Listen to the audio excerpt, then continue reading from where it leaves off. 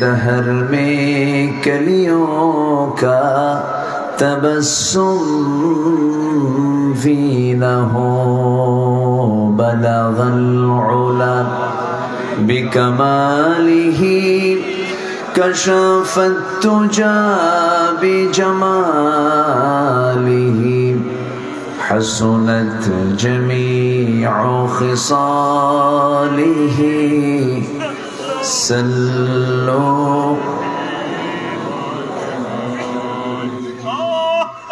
আমি কোরআনের সুর মাঝে শুনেছি যে নাম, আজানের সুর মাঝেও শুনেছি সে নাম।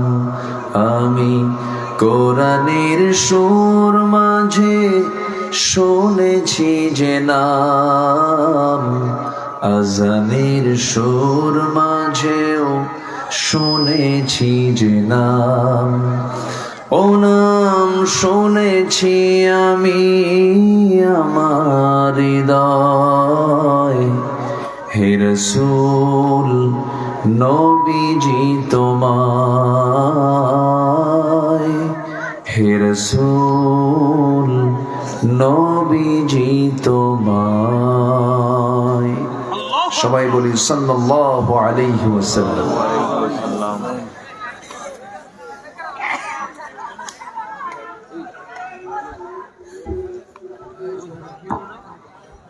বৃহত্তর ফরিদপুর অঞ্চলের রাজবাড়ী জেলার গোয়ালন্দ মোড় মাহফিল ইন্তজামি কমিটি কর্তৃক আয়োজিত 2 দিন ব্যাপী তাফসীরুল কোরআন মাহফিল 2025 65তম এই বার্ষিকী মাহফিলের সমাপনী দিবসের সম্মানিত সুযোগ্য সভাপতি মাহফিল পরিচালনা কমিটির সম্মানিত সভাপতি জনাব আব্দুর রশিদ পাটোয়ারি, আজকের মাহফিলের বরেণ্য অতিথি হাজরাত উলামায়ে কেরাম, বিশেষ করে আমার পূর্বে কথা বলেছেন শিক্ষাবিদ, গবেষক, উস্তাজুল আসাতিজা, অধ্যক্ষ আবুল ইরশাদ মুহাম্মদ সিরাজুল মুনীর হাফিজাহুল্লাহ, উপস্থিত হাজরাত উলামায়ে কেরাম, ফদলায়ে ইজাম, সুশীল সমাজ, জাতির শ্রেষ্ঠ সন্তান, শিক্ষক মণ্ডলী, জাতির বিবেক, সাংবাদিক বৃন্দ, সামনে উপস্থিত, দূরে কাছের বিভিন্ন স্থান থেকে ছুটে আসা কালেমার ঝান্ডাবাহী, তাওহীদের পতাকাবাহী, দ্বীন ইসলামের নরসারদুল বীর মুজাহিদ, প্রাণ প্রিয় সম্মানিত দ্বীনী ভাইরা, আড়ালে বসে আছেন শ্রদ্ধেয়া সম্মানিতা মা বোনেরা, আলোচনার সূচনায় আনুষ্ঠানিকতার মধ্য দিয়ে আমার পক্ষ থেকে আবারও দিল খোলা সালাম, আসসালামু আলাইকুম ওয়া রাহমাতুল্লাহি ওয়া বারাকাতুহু। সবাই কেমন আছেন? আমাকেও প্রশ্ন করে ফেলেছেন যে আল্লাহ তাআলা তো আমাকে আপনার সাথেই বসে রেখেছেন, বারবার আসার সুযোগ করে দিচ্ছেন আল্লাহ তাআলা। আমি ধন্য আপনাকে পেয়ে, আমি খুবই আনন্দিত আপনাকে পেয়ে। সম্মানিত হাজিরিন, আজকে 9 বছর পূরণ হলো। এর মাঝে আমরা বিদায় জানিয়েছি বেশ কিছু মুরব্বীকে। এই পর্যন্ত 3 জন সভাপতির নাম পরিবর্তন হয়েছে আমি আসার পর থেকে, অর্থাৎ ইতিমধ্যে 3 জন দুনিয়া থেকে বিদায় নিয়েছেন। এটাই জীবন রে ভাই। আমি যখন এই নামতেছিলাম তখন মনে হচ্ছিল যে কালু পাটোয়ারি আঙ্কেল যেন আমাকে ডাকতেছে, এত আতর দিতেন। উনি যে কম্বলে ঘুমাতে দিতেন, আমি যখন আসতাম কম্বলে উনি আতর ঢেলে দিতেন। খুব হাসি খুশি মানুষ ছিলেন। মহান রব্বুল আলামিন এই মুরব্বীদেরকে জান্নাতের মেহমান বানায় নেন, এটা জোরে বলি আল্লাহুম্মা আমিন। তার সন্তানরা, তার আওলাদরা এই মাহফিলের এই ধারাবাহিকতা তারা ধরে রাখছেন। বংশ পরম্পরায় এই মাহফিল সবাইকে নিয়ে কিয়ামত পর্যন্ত আল্লাহ যেন এটিকে কবুল করে নেন, জোরে বলি আল্লাহুম্মা আমিন। সম্মানিত হাজিরিন, মহান রব্বুল আলামিনের অশেষ শুকরিয়া, আজকে সব তাল একসাথে পড়েছে। আজকে গুরুত্বপূর্ণ একটা রাত কিন্তু অতিক্রম হচ্ছে। আমি নির্দিষ্ট যেখানে জুমার খুতবা দেই তারাও বলেছেন, হুজুর আপনি সারা বছর আসেন না। মানে এমন খতিব আমি কয়েক মাস যাবৎ খোঁজই নাই আমার। তো কমিটির যিনি সভাপতি, আমি তাকে একদিন ফোন দিয়ে বললাম, ভাইজান আমি কি আসি? আপনি না থাকলে তো আমিও নাই। তো ওনারাও জানেন যে মাহফিলের ব্যস্ততার কারণে হুজুর তো কোথাও না কোথাও কথা বলছেন, এই জন্যই তো আসতে পারেন না। আল্লাহ পাকের মেহেরবানি, একে তো 14ই ফেব্রুয়ারি আমরা এই নির্দিষ্ট একটা মাহফিল হয়, এরপরে আবার আজকে একটি গুরুত্বপূর্ণ রাতের একটি রাত আমরা অতিক্রম করছি ইতিমধ্যে, আলহামদুলিল্লাহ। লাইলাতুল বারাআত আমরা বলি, যদিও বারাআত শব্দটা আরবি নয়, নামাজও তো আরবি না, রোজা শব্দ আরবি না, এরকম বহু শব্দ আরবি না। কিন্তু আমার দেশে মানুষ বেশি সালাদ চেনে না নামাজ চেনে? নামাজ চেনে। তারপরে সম জানে না রোজা জানে? রোজা জানে। তো এই জন্য এইভাবেই বরাত শব্দটা বেশি পরিচিতি লাভ করেছে। এর আরবি হচ্ছে লাইলাতুম মিন নিসফি শাবান, রমজানের আগের মাসের শাবান মাস। শাবান মাসের 14 তারিখের দিবাগত রাত্রি, এটা হচ্ছে এমন একটা রাত্রি যে রাত্রিতে বান্দার সকল গুনাহ আল্লাহ পাক মাফ করে দেন। যার গুনাহ মাফ হয় সে কি দুর্ভাগা না ভাগ্যবান? বলেন।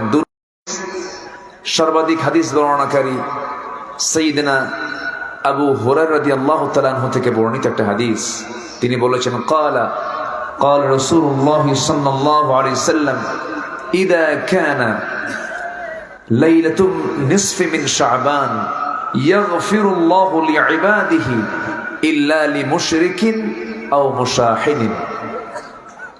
আল্লাহ তাআলা শাবান মাসের 14 তারিখ দিবাগত রাত্রিতে বান্দার গুনাহগুলোকে মাফ করে দেন। ইল্লা, তবে দু শ্রেণী ছাড়া। কয় শ্রেণী ছাড়া? একটা হলো মুশরিক, আরেকটা হলো হিংসুক, বিদ্বেষ পোষণকারী, হিংসা যারা করে তাদের কোনো দোয়া কবুল হবে না। মুশরিক হিংসুক তো আমার দেশে নাই। আসতে বলে আছে না? নাই। নামাজি মুশরিকও আছে, নামাজি কাফেরও আছে, নামাজি মুনাফিকও আছে। এমনি তো মুনাফিক আছে। তাহলে এই রাতটা আমরা পেয়েছি, আমরা কি ভালো কাজে আছি কিনা বলেন? এটা কি ভালো কাজের বাইরে আছে? এই রাত নিয়ে বেশি বাড়াবাড়িও করা যাবে না। এই রাতে একটা প্রচলন আছে, সেটা হলো এই রাতে যদি হালুয়া রুটি না খাওয়া হয় সারা বছর না খেয়ে থাকবে। হ্যাঁ, তাহলে এই কথা কি বিশ্বাসযোগ্য বলেন তো? আচ্ছা বলুন তো, এই রাত কি খাওয়ার রাত নেই, ইবাদতের রাত? সারা রাত ধরে হালুয়া রুটি বানায়, আছে কিন্তু, আছে না নাই? এটার কোনো গ্রহণযোগ্যতা নেই। আবার কেউ কেউ উড়ায় দেন যে এই রাত বলতে কোনো রাতই নাই, ওটা আবার বেশি বাড়াবাড়ি। এরকম আছে না নাই? বাড়াবাড়ি করেন। সহিহ হাদিস তো আমার দেশের কিছু এরকম ফতুয়া সন্ত্রাস কিছু আছে, আমি আমার ভাষায় বলি হাইব্রিড কিছু মুফতি আছে, হাইব্রিড, যা মনে আসে তাই বলে। আছে না নেই বলেন তো? আছে। মেডিকেল অপারেশন যখন লাগে তখন মেডিকেল টিম বসে, কয়েকটা ডাক্তার একসঙ্গে বসে এটার ফায়সালা করে, এরপর অপারেশনে চলে যায়। ইঞ্জিনিয়ার কোন একটা প্ল্যান পাশ করবে, কয়েকটা ইঞ্জিনিয়ার একসঙ্গে বসে এরপরে ফায়সালায় যান।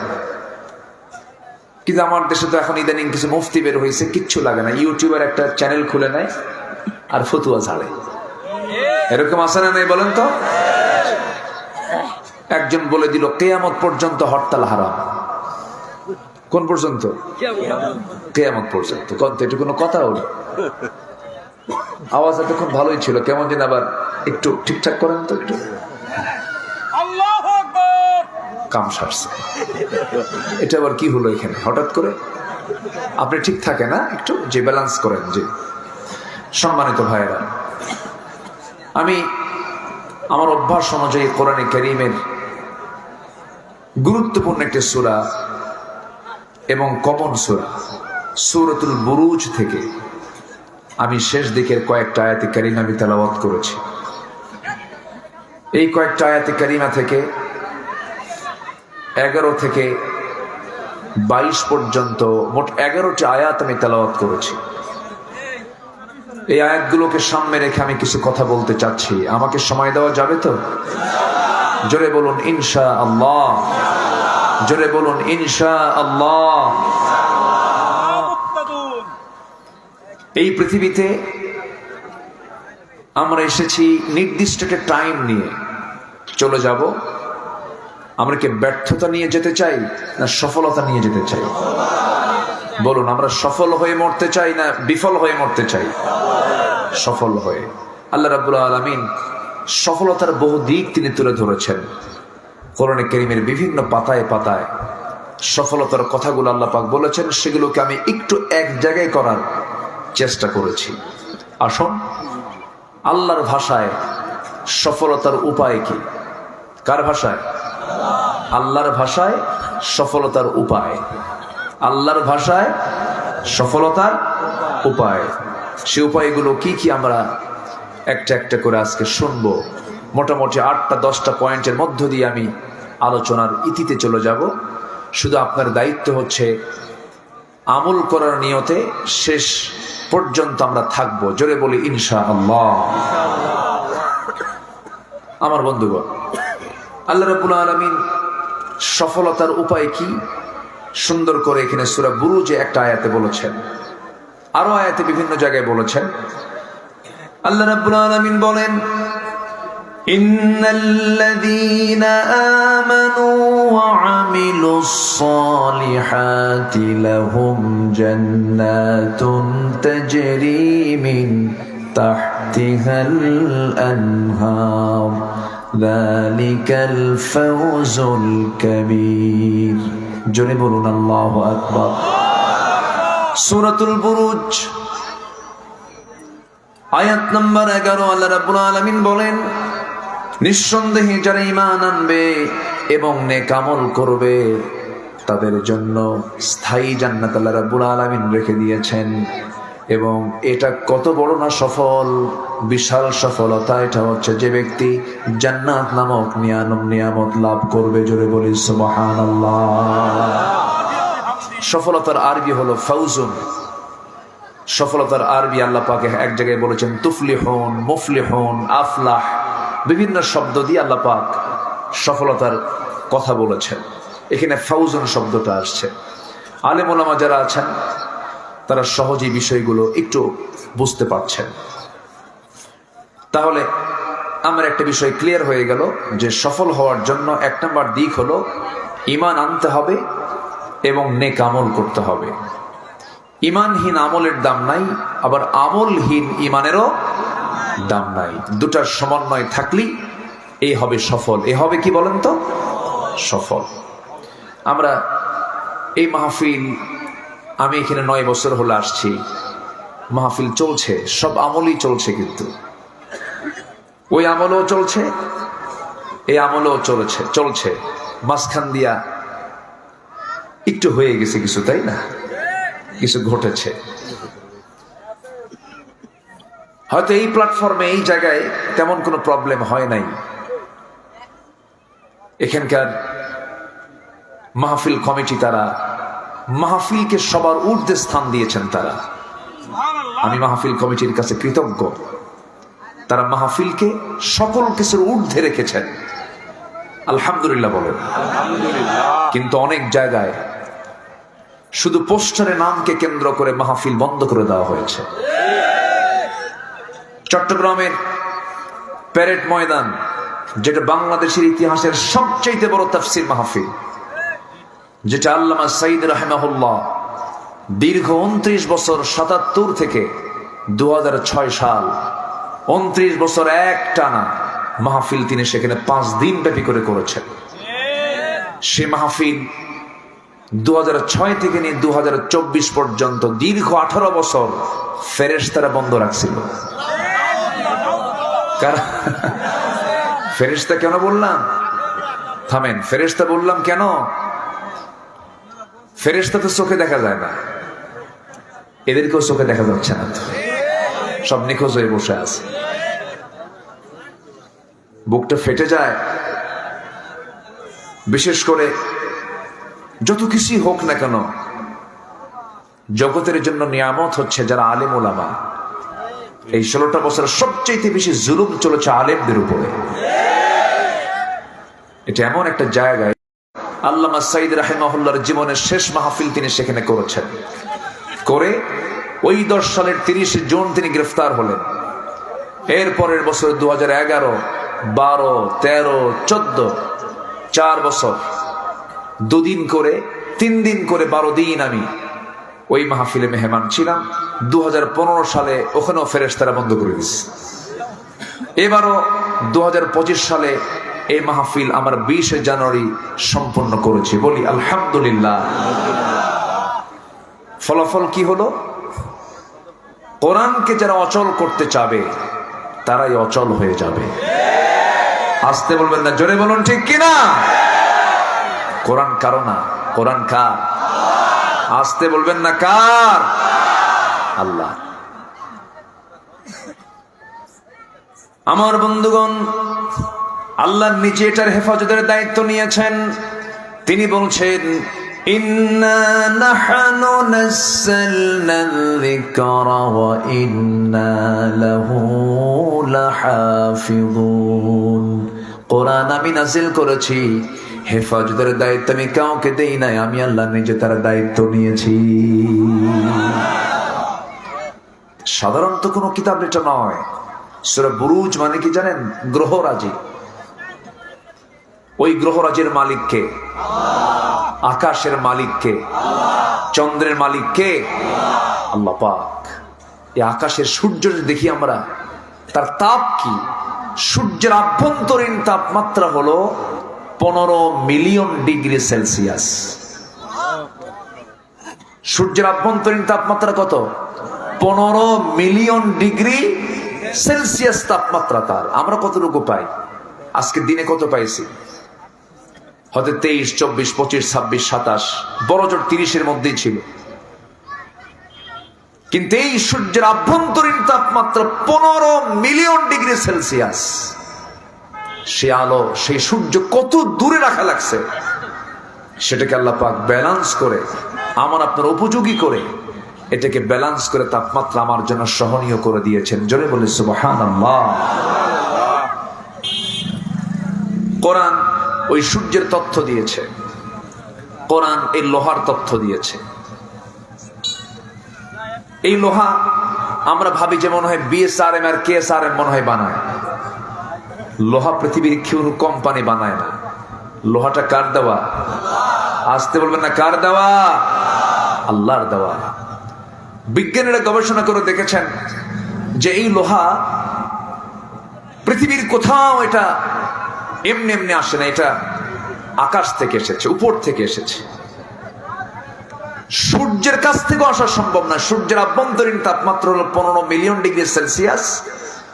আর লোহা উৎপাদন করতে তাপমাত্রার প্রয়োজন হচ্ছে 5 billion degree Celsius. 5 billion degree Celsius তাপমাত্রা ছাড়া লোহা উৎপাদন হবে না। বিজ্ঞান বলতেছে মনে হয় কোন একটা সুপারনোভার বিশাল একটি বিস্ফোরণের মধ্য দিয়ে এই লোহার আগমন ঘটতে পারে। আর আল্লাহ সূরা হাদিদ নাজিল করেছেন। সূরা হাদিদ নাজিল করে তিনি বলছেন, ওয়ানজালনাল হাদিদ ফীহি বা'সুন শাদীদুন ওয়া মানাফিউ লিন-নাস। জোরে বলুন আল্লাহু আকবার। আমি আল্লাহ লোহাকে নাজিল করেছি। লোহা নাজিল হওয়া মানে কি নিচ থেকে ওঠা না উপর থেকে পড়া? উপর থেকে নাজিল হওয়া। আমি আল্লাহ লোহাটাকে উপর থেকে নাজিল করেছি। কোরআন বলল 1500 বছর আগে, বিজ্ঞান বলল হালে এসে। জোরে বলি সুবহানাল্লাহ। কোরআন, সেই কোরআন সবকিছু আপডেট দিয়েছে, সব আপডেট। কিয়ামত পর্যন্ত সব ভিক্ষুকের মতো চেয়ে থাকবে কোরআনের দিকে। বলি আলহামদুলিল্লাহ। আমরা কোরআনটাকে বেশি করে বোঝার চেষ্টা করব। এটার সাথে যার সম্পর্ক বেশি, আল্লাহর সঙ্গে তার সম্পর্ক বেশি। আল্লাহু আকবার। এটাকে আমরা লালন করব, সুন্দর করে পড়ব। সামনে যে মাসটা আসতেছে, এই মাসের নাম কি? কিসের মাস? কোরআনের মাস। বলুন কিসের মাস? বলেন কিসের মাস? হ্যাঁ, কোরআনের কারণে এই মাস। কোরআনের কারণে এই মাস। আল্লাহ তো এই মাসের বর্ণনা দিয়ে তিনি বলেছেন, শাহরু রমাদানাল্লাযী উনজিলা ফীহিল কুরআনু হুদাল লিন-নাসি ওয়া বায়িনাতিন মিনাল হুদা ওয়াল ফুরকান। জোরে বলুন আল্লাহু আকবার। রমজান মাস, যেটা আল্লাহ রাব্বুল আলামিন কোরআনে কারীম নাযিল করেছেন, যেটাকে হেদায়েতের কিতাব করা হয়েছে, সত্য মিথ্যার পার্থক্যকারী, সৃষ্টি পার্থক্যকারী হিসেবে আল্লাহ রাব্বুল আলামিন কোরআনটাকে নাযিল করে দিয়েছেন। আমার বন্ধুগণ, এই মাসের মর্যাদা শুধু কোরআনের জন্যই হয়েছে। মক্কা যাই কেন? কাবা থাকার কারণে। মদিনা যাই কেন? নবীর কবর থাকার কারণে। ওযু কেন করি? নামাজের কারণে। নামাজ না থাকলে ওযু লাগতো না। কাবা না থাকলে মক্কায় যাওয়া লাগতো না। নবীর কবর না থাকলে মদিনায় যাওয়া লাগতো না। ঠিক তেমনি রমজান মাসের দাম আল্লাহ রাব্বুল আলামিন এত বাড়াতেন না যদি কোরআন নাযিল না হতো। কোরআনের কারণেই আল্লাহ রাব্বুল আলামিন রমজানের মর্যাদা বাড়াইয়া দিয়েছেন। জোরে বলি সুবহানাল্লাহ। পৃথিবীতে অত্যাশ্চর্য যদি কিছু থাকে, পৃথিবীতে অত্যাশ্চর্য যদি কিছু থাকে, এটাই কোরআন। জোরে বলি সুবহানাল্লাহ। সেই কোরআন বলে দিচ্ছে সফল কারা, সফলতার উপায় কি। আল্লাহ রাব্বুল আলামিন 1 নম্বরে বলছেন, সুন্দর করে ঈমান আনো, নেক আমলটা করো। আল্লাহ রাব্বুল আলামিন বলছেন তুমি সফল হয়ে যাবে। ঈমান নাই, সফলতা নাই। নেক আমল নাই, সফলতা নাই। ভালো আমল করবা না, সফল হবে না। তুমি একটা গ্রুপের মালিক, কে বলেছে তুমি সফল? ব্যবসায়ী হয়েছ, কে বলেছে সফল? তুমি একজন সামাজিক ব্যক্তিত্ব, সবাই তোমাকে চেনে, কে বলেছে সফল? আল্লাহ বলছেন না রে না। বংশগত মর্যাদা, রাজনৈতিক প্রভাব, ক্ষমতার দাপট, এগুলো কোনো কিছু আমার কাছে মূল্যায়ন হবে না। মহান রব্বুল আলামিন বলেন, ইন্না খালাকনাকুম মিন যাকারিন ওয়া উনসা ওয়া জাআলনাকুম শুউবান ওয়া ক্বাবাইলা লিতাআরাফু ইন্না আকরামাকুম ইনদাল্লাহি আতকাকুম। আমি তোমাদেরকে এক নর এবং নারী থেকে সৃষ্টি করেছি, বিভিন্ন বংশ দিয়েছি, বিভিন্ন গোত্র করেছি, বিভিন্ন ভাষা বর্ণ দিয়েছি, যেন তোমরা একে অপরকে চিনতে পারো। তবে তোমাদের মধ্যে সেই লোকটা আমার কাছে সবচাইতে বেশি সম্মানিত, যাকে পৃথিবীর কেউ যদি নাও চেনে, কিন্তু সেই বান্দা যদি আমি আল্লাহ আমাকে বেশি ভয় করে। জোরে বলি সুবহানাল্লাহ। আমার বন্ধুগণ, আল্লাহর ভয়টাই সবচেয়ে বড় নেক আমল। আল্লাহকে ভয় করে যদি আমরা চলতে পারি, হারামগুলোকে যদি ছাড়তে পারি, অন্যায় কাজগুলোকে যদি নিজের জীবন থেকে মাইনাস করতে পারি, আমার বন্ধুগণ সেই লোকটাই সবচাইতে বড়, তার বড় ক্যারিয়ার। সেটা হলো যার জীবনে গুনাহ খুবই কম হবে, সওয়াব বেশি হবে। গুনাহ খুবই কম হবে, সওয়াব বেশি হবে। গুনাহ হবে না এমন কথা কি বললে হবে? গুনাহ তো হবে, হতেই পারে, কিন্তু সওয়াবের পরিমাণটা বেশি থাকবে।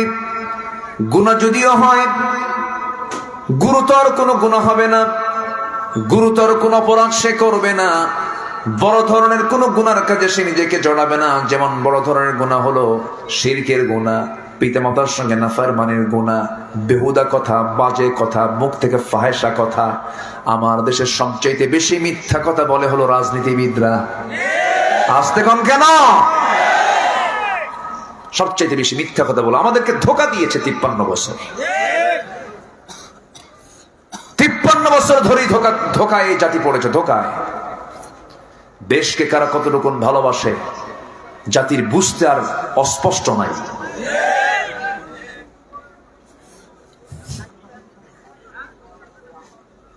নিজের দেশকে ভালোবাসলে আজকে দেশের সিচুয়েশন এটা হতো না।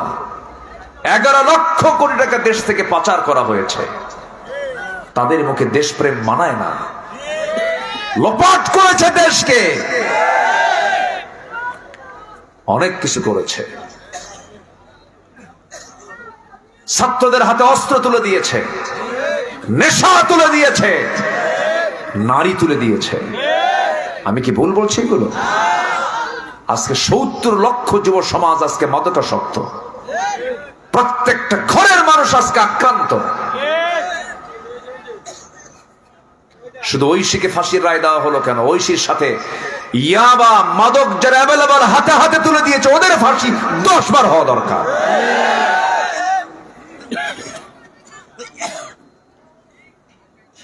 দেশকে কি ভালোবেসেছি আমরা? আমি আপনাকে ভালোবাসি, ভালোবাসার বই প্রকাশ হবে আমি আপনাকে জাহান্নাম থেকে বাঁচাতে পারতেছি কিনা, আমি আপনাকে সেই দাওয়াত দিতে পারছি কিনা। সম্মানিত ভাইয়েরা, আজকে 53 বছর দেশের স্বাধীনতার বয়স, 53-54 চলে। বলুন তো দেশে কত আইন আসলো গেল, কত আইন সংযোজন হলো, সংকোচন হলো, আইনকে সংশোধন করা হলো, কিন্তু আজ পর্যন্ত কি আমার দেশে জাহান্নাম থেকে বাঁচানোর জন্য নামাজের কোন আইন কেউ পাশ করেছে? কি সরকারে কি অমুসলিম ক্ষমতায় ছিল? ক্ষমতায় কারা ছিল? অমুসলিম না মুসলিম? তাহলে মুসলিম সরকার ক্ষমতায় থাকতে নামাজ কেন চালু হলো না? প্রশ্ন তো এখানে। তাহলে যে দল, যে ব্যক্তি, যে সরকার আমাকে জাহান্নাম থেকে বাঁচানোর ব্যবস্থা করবে না, সে আমার কোনদিন বন্ধু হতে পারে না। সব সরকার দেখা শেষ, আমরা আগামীতে দেখতে চাই হলো নামাজের সরকার। কিসের সরকার বলেন? 5% নামাজি আমার দেশে কেন? 70 লক্ষ মাদক সেবী কেন? কেন? মন্ত্রণালয় ছিল না? ধর্ম মন্ত্রণালয় ছিল কিনা বলেন? কি করছে? যুব মন্ত্রণালয় ছিল না? কি করেছে? মাদক তুলে দিয়েছে। আমার বন্ধুগণ, এই জন্য আমার বন্ধুগণ, নেক আমলের সঙ্গে থাকবো আমরা, ঈমান থেকে মজবুত করে নিয়ে চলবো আমরা। সবচাইতে বড় সম্পদ আমাকে এই দুনিয়াতে গুছিয়ে নিতে হবে, সফল হয়ে যাব আমরা। আল্লাহ নিজেই জবাব দিচ্ছেন, যালিকাল ফাউজুল কাবীর, সবচেয়ে বড় সফলতা তোমার জন্য যেটা হলো ঈমান আনো, নেক আমল করো, ভালো কিছু করো, ভালো বন্ধু বানিয়ে নাও। যার জীবনে ভালো বন্ধু আছে সে বড় ভাগ্যবান। ভালো বন্ধু কিন্তু আজকের সমাজে পাওয়া ভালো না, সহজ না কঠিন? আজকে সহজ না কঠিন? যার জীবনে একটা ভালো বন্ধু আছে সে বড় ভাগ্যবান। ভালো বন্ধু আমরা তালাশ করার চেষ্টা করব। আমার বন্ধুগণ, নাম্বার 2 হলো পরিশুদ্ধিতা। নিজের জীবনকে শুদ্ধ করে তোলা, নফসকে পরিশুদ্ধ করে ফেলা, মাথা থেকে পা পর্যন্ত গোটা দেহের মধ্যে একটা গোশতের টুকরা আছে, যে গোশতের টুকরা ঠিক থাকলে পরে গোটা দেহ ঠিক থেকে যাবে। সেই গোশতের টুকরা বেঠিক হলে গোটা দেহটাই বেঠিক হয়ে যাবে। আলা ওয়াহিয়াল কলব, সাবধান, সেটা হলো তোমার কলব। কলবটাকে তুমি ঠিক রাখো। আল্লাহ রাব্বুল আলামিন সুন্দর করে বলছেন, ক্বাদ আফলাহা মান তাযাক্কা ওয়া যাকারা ইসমা রাব্বিহি ফাসাল্লা বাল তু'থিরুনাল হায়াতাদ দুনিয়া ওয়াল আখিরাতু খায়রুন ওয়া আবকা ইন্না হাযা লাফিস সুহুফিল উলা সুহুফি ইব্রাহিম ওয়া মূসা। জোরে বলুন আল্লাহু আকবার। কে সফল হলো? গাড়ি আছে যার, বাড়ি আছে যার, টাকা আছে, তার ক্ষমতা আছে যার, সে কি সফল নাকি? আল্লাহ বলছেন সফল কি? এক নম্বরে বললাম ঈমান আনছে যারা, নেক আমল করেছে যারা। নাম্বার 2 হলো যারা নফসকে পরিশুদ্ধ করতে পেরেছে, নফসের ট্রিটমেন্ট যারা করতে পেরেছে, নফসকে যে ঠিক রাখতে পেরেছে, সে ব্যক্তি বড়ই সফল। বলছেন তিনি আমার কে? আসতে বলবেন না, তিনি আমার কে বলছেন? বলে আল্লাহ বলছেন নফসকে পরিশুদ্ধ করে নাও, নফসকে ঠিক করে নাও। নফস হলো লেজিসলেটিভ, আইন প্রণয়ন বিভাগ, আর রূহটা হলো অ্যাডমিনিস্ট্রেটিভ, প্রশাসন বিভাগ, আর কলবটা হলো ফেডারেটিভ, বাস্তবায়ন বিভাগ। নফসটা খুবই খারাপ জিনিস। নফস চাই ওরে ঠকাবো, নফস চাই ওরে গালি দেব, নফস চাই ওরে কেমনে করে 2 নাম্বারি করে হারাইয়া দেব, কেমনে জমির আইল ঠেলবো, কেমনে বনের সম্পত্তি মেরে খাবো, কেমনে ওর জমি দখল করবো। এগুলো সব কিসের কাজ? নফসের কাজ।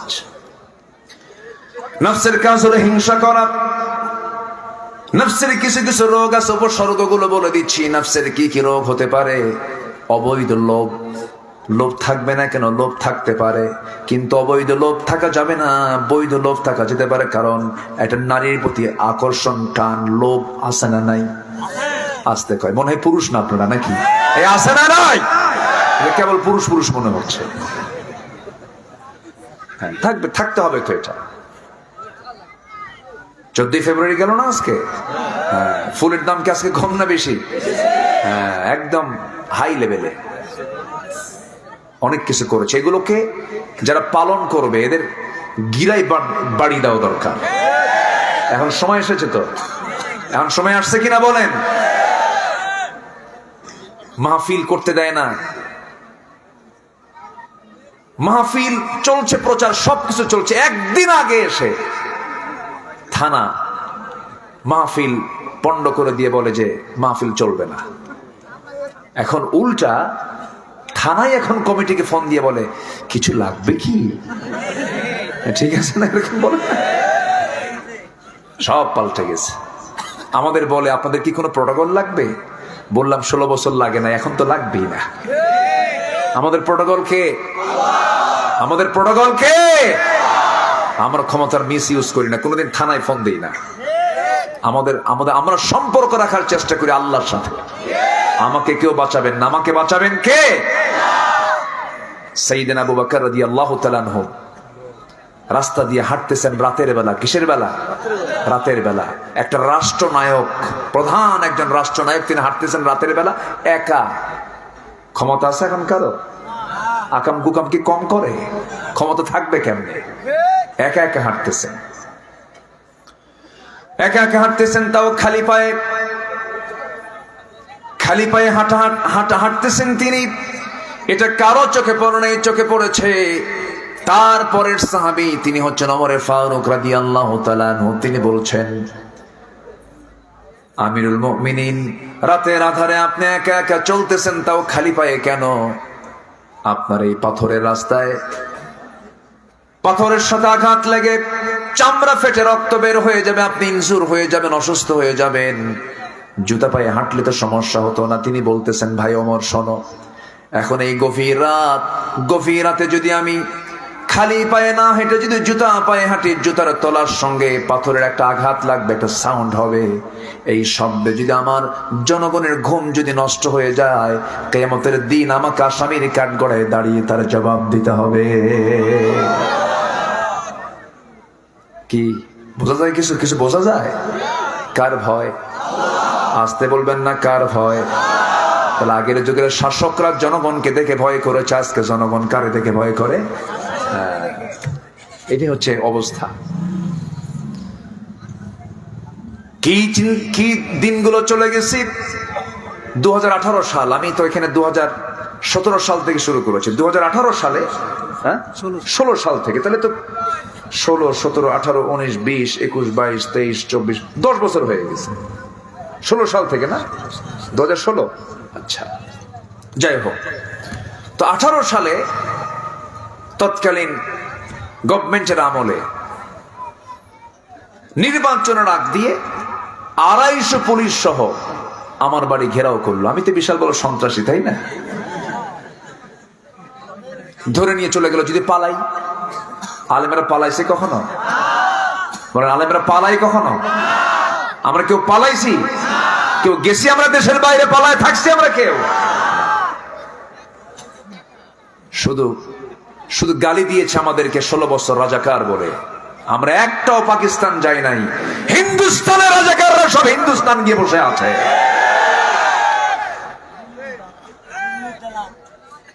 কষ্ট পাচ্ছেন নাকি আপনারা? কষ্ট পাইলেও কিচ্ছু করার নাই। আমি থানায় আমারে নিয়ে গেল, বসলাম। ওসি সাহেব আমার দিকে তাকাতেই পারতেছে না, মানে লজ্জায় মাথা নিচু হয়ে আছে। মিনিট 10 পর দেখি উনি ওনার মাথাটা সোজা করলেন, আমার দিকে চোখে চোখ রাখলেন, কিন্তু চোখে ওনার পানি। তো বললাম, আপনি এরকম কষ্ট পাচ্ছেন কেন? ধরে আনছেন তো, ধরে আনছেন। হুজুর, আমি আপনার খুব ভক্ত, ওয়াজ শুনি। কি করব, আমি ধরতে চাইনি, কিন্তু খুব চাপে ধরে ফেললাম। তা আপনি আমারে মাফ করে দিয়ে। আমি চুপচাপ আছি। হুজুর, কি করবেন? বউ বাচ্চা আছে, ছেলে মেয়ে আছে, চাকরি বাঁচান্ত ফরজ তো। বললাম, ইমান বাঁচান্ত নফল। যাই হোক, মামলা টামলা দিয়া আরো কিছু জোড়াতালি দিল। যা ছিল তো ছিলই, আরো অ্যাড করছে কিছু। এরপরে আমাকে চালান দিল কোর্টে। জজ সাহেবও চিনে আমারে, আমার দিকে তাকায় খালি এরকম করতেছে। হাইরে মামলা, আমার হাতে তো কোনো শক্তি নাই। এই মামলার তো জামিন আমার হাতে নাই। জামিন না মঞ্জুর কইরা আমার পাঠায় দিল জেলখানায়। গেলাম, দরজা দিয়ে মূল গেট দিয়ে ঢোকা মাত্র এদিকে সামনে এক বুড়া চাচা আমাকে দেখে একটা লম্বা সালাম দিয়ে, দাঁত একটাও নাই, লম্বা একখান সালাম দিয়ে বলে, হুজুর আপনি জেলখানায় ঢুকছেন? খুব খুশি হলাম। তো বললাম, জেলখানায় ঢুকলে কেউ খুশি হয়? তো বলতেছে, হুজুর ওয়াজ শুনতে যাই, দূর থেকে আপনার ওয়াজগুলো শুনি, কতবার চেষ্টা করছে আপনার সঙ্গে একটাবার মুসাফা করব, চান্স পাই নাই। আল্লাহ কত সুন্দর জুটায় দিল। দোয়া করি আপনি জেলখানায় থাকেন। তো বললাম, চাচা, ঠোটকাটা মানুষ, বললাম, চাচা আপনি এই বুড়া বয়সের শীতের ভিতরে জেলখানায় কেন? বলতেছে, বাবা বোমা হামলা, বোমা হামলা, মানে ওনার নামে দিছে বোমার মামলা। আজকে সন্ধ্যার সময় লক্ষ্মীপুর থেকে একজন মহিলা আমাকে ফোন দিয়েছেন, হুজুর আমি আপনার খুব ভক্ত, শুনি, আমি বয়োবৃদ্ধা একজন নারী, আমার ছেলে প্রতিবন্ধী, তার 17 বছর বয়স, প্রতিবন্ধী, হাঁটতে পারে না, ওর নামে মামলা দিয়েছিল। যা ইচ্ছা তাই করেছে। না, আল্লামা সাইদির মতো একটা সম্পদকে বাংলার জমিনে আর খুঁজে পাবো আমরা? এই লোকটার কি দোষটা ছিল বলেন? 13টা বছর এই জাতিকে কোরআন থেকে দূরে রাখা হয়েছে। 13টা বছর শুধু ব্যক্তি সাইদিকে নয়, ব্যক্তি সাইদি একটা কোরআন, তার সিনার মধ্যে ছিল কোরআন। আমরা তাকে সম্মান করে কোরআনের জন্য, কোরআনের আলোচনা থেকে জাতিকে মাহরুম করেছে 13 বছর। শেষমেশ তাদের জ্বালা ঠান্ডা হয়নি। দিল্লির প্রেসক্রিপশনে তাকে চিকিৎসার নাম করে হসপিটালে নিয়ে পয়জনিং করে, বিষ প্রয়োগ করে হত্যা করা হয়েছে। সকল ফাঁসির, সকল খুনের রায়ের আগে আমরা চাই এই কিংবদন্তি আল্লামা সাঈদীর খুনের সঙ্গে যারা জড়িত চূড়ান্ত শাস্তি নিশ্চিত করা হোক। রাজি আছেন কারা কারা? হাত উঁচু করে দেখান মুসলমান।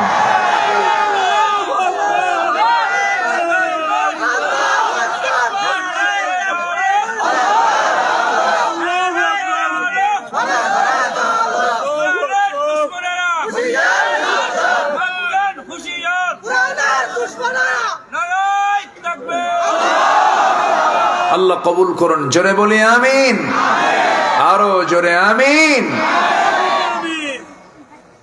সম্মানিত ভাইয়েরা, কষ্ট পাচ্ছেন নাকি আপনারা? আলোচনা চালায়া যায়? জোরে বলি ইনশাআল্লাহ। একজন আমাকে টাইম বেঁধে দিয়েছেন 3টা। একজন বলছে যে হুজুর 3টা পর্যন্ত, হুজুর বাসেন আর মরণ জানাজা সহ।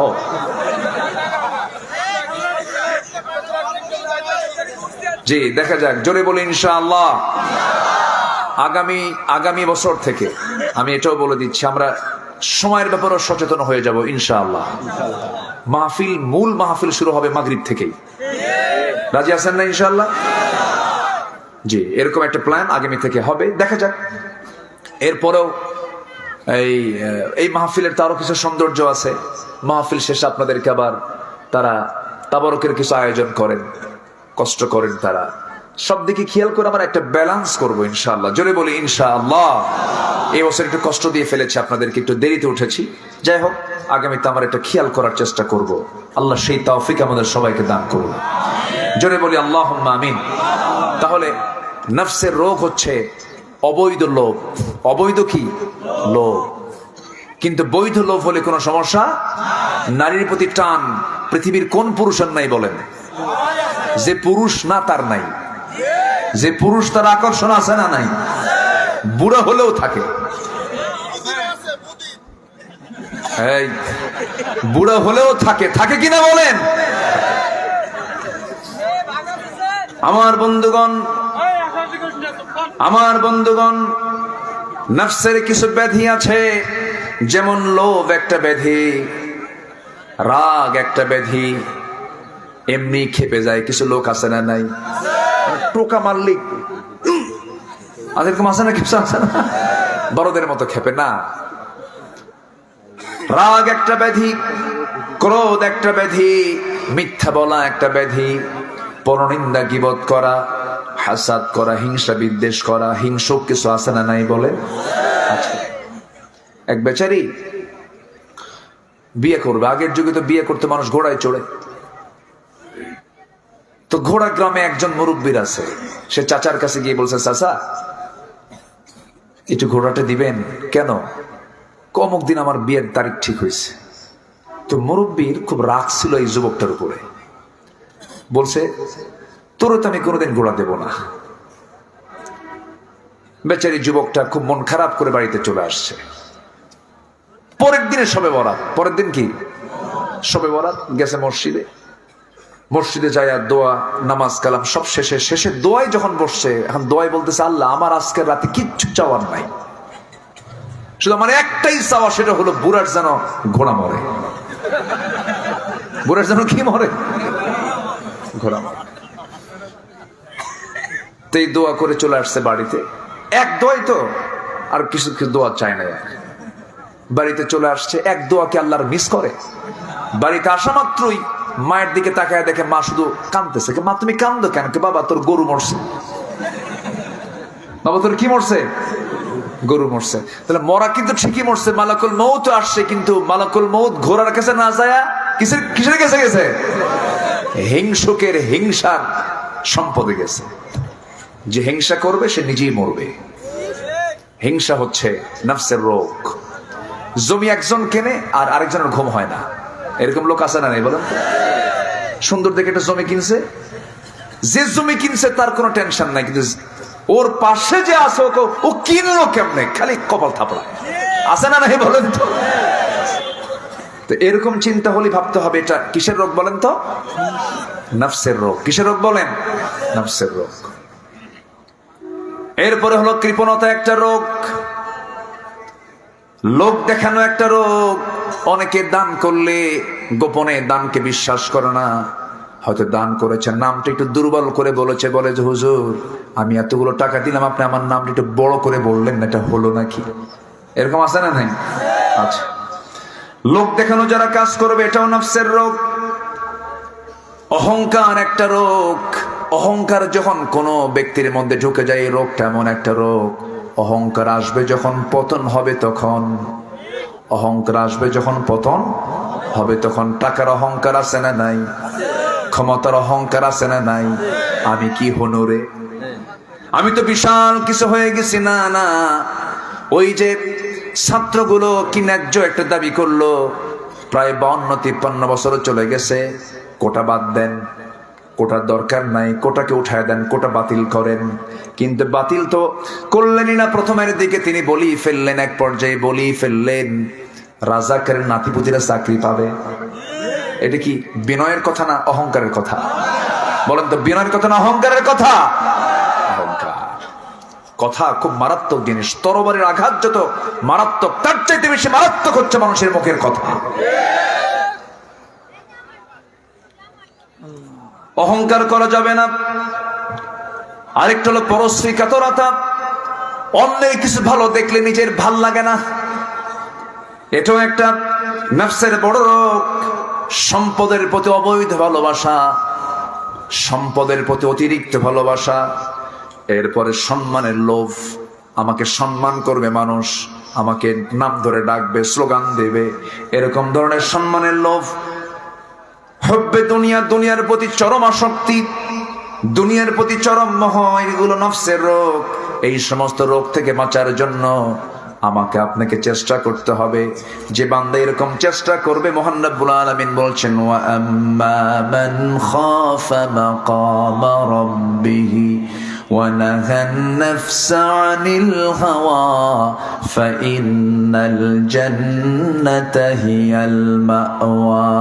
জোরে বলুন আল্লাহু আকবার।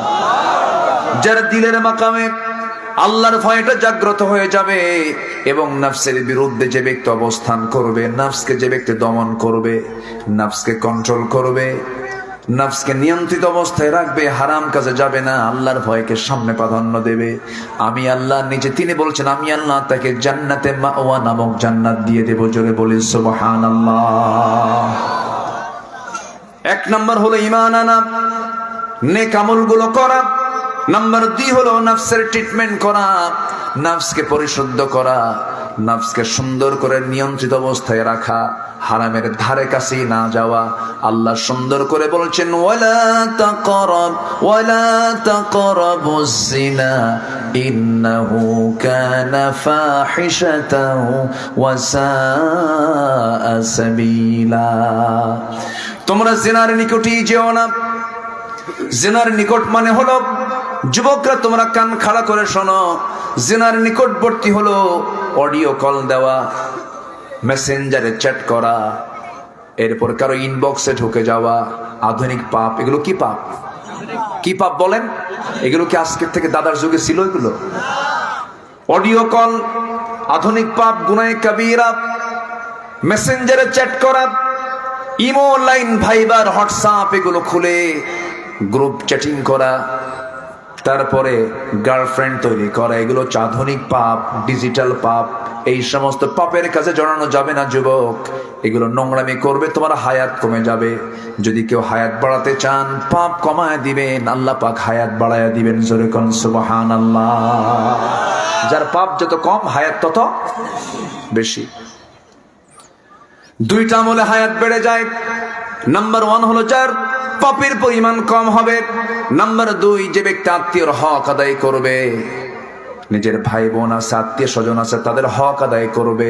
আত্মীয়তার হক আদায় যারা করবে, রাসূল বললেন নিজের হায়াতকে যদি বাড়ায় নিতে চাও, আত্মীয়তার হক আদায় করো, পাপ মুক্ত জীবন গড়ো। জোরে বলি সুবহানাল্লাহ। পাপের কাছে যাওয়া যাবে না। আব্বা, যুবকরা তোমাদের নিয়ে খুব টেনশন হয়। তবে না, আমি ভাবছিলাম কি জানেন কামাল ভাই, আমি ভাবছিলাম যুবকরা মনে হয় শেষ হয়ে গেছে সব, আর একটাও ঠিক নাই। কিন্তু 5 অগাস্টের যে চিত্র এর আগে পড়ে, জাতে মাতাল তালে ঠিক, ঠিক কিনা? এই পালস রাজনীতিবিদদের বুঝতে হবে। এখনো কিন্তু চাঁদাবাজি আছে, আসতে বলবেন না, আছে না নাই?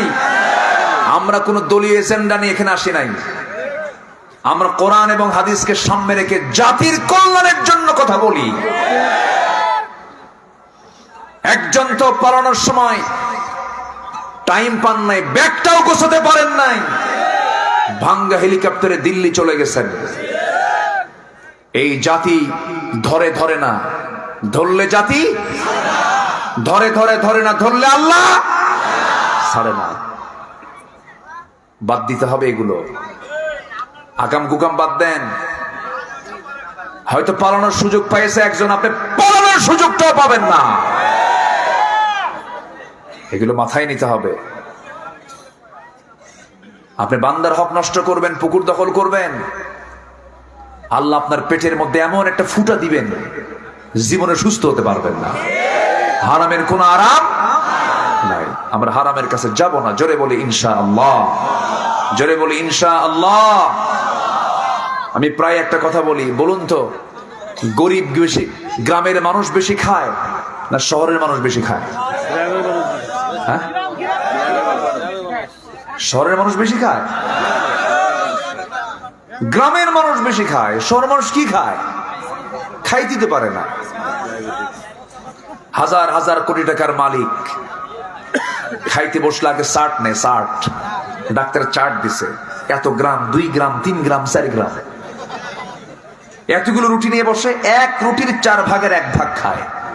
1 কেজি আঙ্গুর সামনে টস টস, একটা আঙ্গুর খায়, আর একটা আঙ্গুর খেতে নিলেই অ্যাসিস্ট্যান্ট সেক্রেটারি বলে, খবরদার আরেকটা আঙ্গুর খাওয়া যাবে না, ইনসুলিন নিতে হবে। কিন্তু একটা খায় আর ইতিমের মতো ছায়া থাকে। হারে কপাল, হাজার হাজার কোটি টাকার মালিক খেতে পারে না।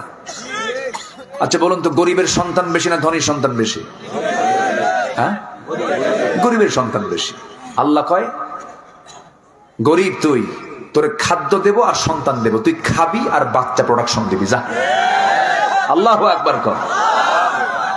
গরিবের সন্তানও বেশি, খায়ও না, খাইলে বাচ্চা কাচ্চা হবে কেমন?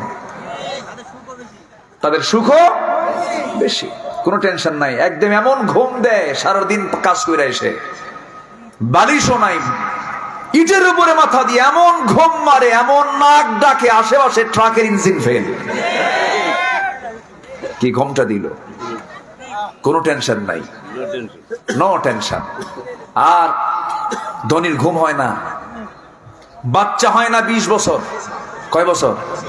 20 বছর বিয়ে হয়েছে, এত চেষ্টা করে, হুজুরের ঝাড়ফুঁক নেই, হুজুরের ঝাড়ফুঁকও কাম হয় না। সব ঝাড়ফুঁক টারফুক সব শেষে 20 বছরের মাথায় একটা বাচ্চা আসছে পেটে, কোনো মতো, তাও পজিশন ঠিক নাই। ডাক্তার বলছে দেশের কোনো ডাক্তার পারবে না, থাইল্যান্ড অথবা সিঙ্গাপুর। চলে গেল সিঙ্গাপুর, নরমালে হবে না, সিজারে হতে হবে। সিজারে বাচ্চা একখান কোনো মতো হলো, হওয়ার সঙ্গে সঙ্গে তার আর অক্সিজেন কাজ করে না। শেষ পর্যন্ত নিল হলো আইসিইউতে। কয়েক মাস থাকার পর, কয়েক কোটি টাকা বিল নেওয়ার পর কোনো মতো ফিরে আসছে দেশে, কিন্তু ছায়া থেকে আরেকদিকে, নজর আরেকদিকে। কি কথা কি বুঝতেছেন আপনারা? সুখ দেওয়ার মালিক কে? আসতে বলবেন না, সুখ দেওয়ার মালিক কে? কুলু মিন তাইয়্যিবাত, তোমরা যা খাবা পবিত্র কিছু খাও, হারাম কিছু খেতে যেও না, আরাম পাবা না।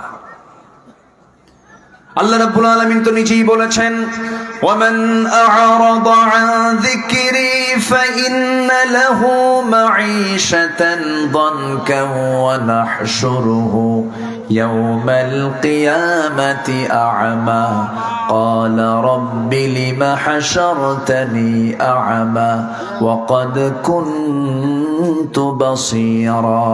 জোরে বলুন আল্লাহু আকবার। আমার জিকির থেকে যারা বিমুখ হয়ে পড়বে, আমি তার দুনিয়ার জীবনকে সংকীর্ণ করে দেব। দুনিয়ার জীবনে সুখ পাবে না, দুনিয়ার জীবনে শান্তি পাবে না, এবং আমি তাকে হাসরের দিন আমি তাকে অন্ধ করে তুলবো। কি করে তুলবো? অন্ধ করে তুলবো। দুনিয়াও শেষ, আখিরাতও শেষ হয়ে যাবে। হাজার হাজার কোটি টাকার মালিক, একটা গ্রুপের মালিক, এত সম্পদের পাহাড় সে করেছিল হলমার্ক। শেয়ার বাজার এমন কোন জায়গা নেই, ব্যাংকগুলো হরিলুট করে সব শেষ করে দিয়েছিল। শেষ পর্যন্ত পালাতে পারলো না। সেই নিজের জীবনকে বাঁচানোর জন্য নবীজির গুরুত্বপূর্ণ একটা সুন্নাহ দাড়িটা পর্যন্ত কাটছে। জানেন না? আপনারা জানেন না? জানেন কি না? দাড়িটা পর্যন্ত কাটলো। সেই দাড়িটা কেটে মাথার চুলটা কালো বানায়া পাঞ্জাবি খুলে গেঞ্জি পরলো, পাজামা খুলে লুঙ্গি পরলো, আইন মন্ত্রীকে সাথে নিয়ে বললো চলেন আবার নৌকায় উঠি।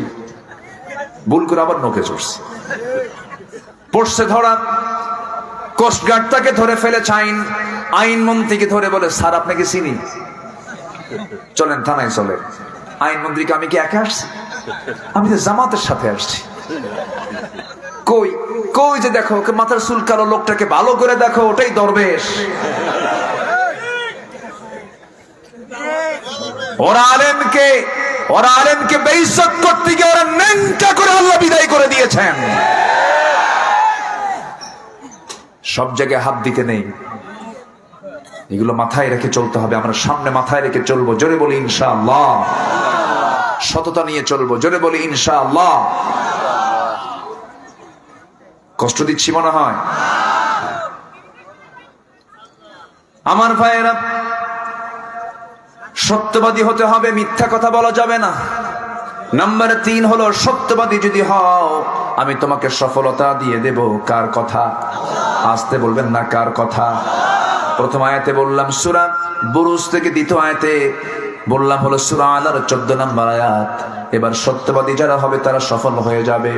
আল্লাহ রাব্বুল আলামিন সূরা মায়েদার 119 নম্বর আয়াতে বলছেন রাদিয়াল্লাহু আনহুম ওয়া রাদু আনহু যালিকাল ফাওজুল আযীম। জোরে বলুন আল্লাহু আকবার। সাহাবায়ে কেরাম সততার জন্য আল্লাহ রাব্বুল আলামিন তাদেরকে বলছেন তারা হলো মহা সফল কাম, তারা বড় সফল হয়েছেন। এটাই সফলতার পথ, সত্যের পথকে আমরা লালন করব। এই জীবনে, এই দুনিয়াতে একজন মানুষ কোনোদিন তার মুখ থেকে একটা মিথ্যা কথা বলেন নাই। তিনি কে বলুন তো? মুহাম্মদ সাল্লাল্লাহু। আমরা কার উম্মত বলেন? বলেন কার উম্মত? উম্মত যদি দাবি করি মিথ্যা কথা বলা যাবে নাকি? আমার নবী সত্যবাদী, আমি মিথ্যাবাদী, কাম হবে? কাম হবে? আমার নবী সত্যবাদী, আমিও সত্যবাদী হব। মিথ্যার ধারে কাছে যাব না, কখনো সততা নিয়ে চলবো। সত্যের কোনোদিন পরাজয় হবে না। আব্দুল কাদের জেলানির নাম সবাই শুনেছেন তো মনে হয়। আব্দুল কাদের জেলানির সন্তানদেরকে নসিহত করবেন সত্য কথা বলার। আব্দুল কাদেরের মা সন্তানকে ডাক দিয়ে বলছে, বাবা দিন শেখার জন্য ঘর থেকে বের হচ্ছ, ভালো কথা। আমি তোমাকে শুধু একটা নসিহত করব। আলেমদের কাছে মাঝে মাঝে গিয়ে বসবেন, বসে একটা বলবেন হুজুর আপনি আমাকে একটা নসিহত করেন। যেখানে সুযোগ পাবেন সেখানে বলবেন আপনি একটা আমাকে নসিহত করেন, একটু উপদেশ আপনি আমাকে দেন, এইগুলোকে কাজে লাগাবেন। মা তার সন্তানকে বলতেছে, বাজান আব্দুল কাদের, শিক্ষার জন্য তো যাচ্ছ, দিন শেখার জন্য যাচ্ছ, একটা কথা আমার মনে রাখবা বাবা। কি মা তুমি বলো? জীবনে কখনো একটা মিথ্যা কথাও বলবা না। যাও, আমি তোমাকে একটা শিক্ষা দিয়ে দিলাম। আব্দুল কাদের জেলানি চলে গেলেন। মাঝপথে ডাকাত ধরেছে। কে ধরেছে? ডাকাত দল ধরে ফেলেছে। সবার কাছ থেকে যা পাচ্ছে সব নিয়ে চলে যাচ্ছে। কিন্তু ছেলেটা যখন একাকী, যখন তাদের সামনে ধরা পড়েছে, সুন্দর করে সালাম দিয়ে ফেলেছেন। সালাম দিয়ে বলছেন, আপনারা কি চান আমার কাছে বলুন, তোমার কাছে কি আছে? সঙ্গে সঙ্গে পকেটের মধ্যে থাকা স্বর্ণ মুদ্রাগুলো, যা যা ছিল সব পয়সাগুলো সব কিছু তার সামনে হাজির করে দিয়ে বলতেছে, এই যে আমার কাছে এগুলো আছে। ডাকাত অবাক হয়ে বলে, সব কিছু বলিলাই, সব দেখায় দিল, সব বলে দিল।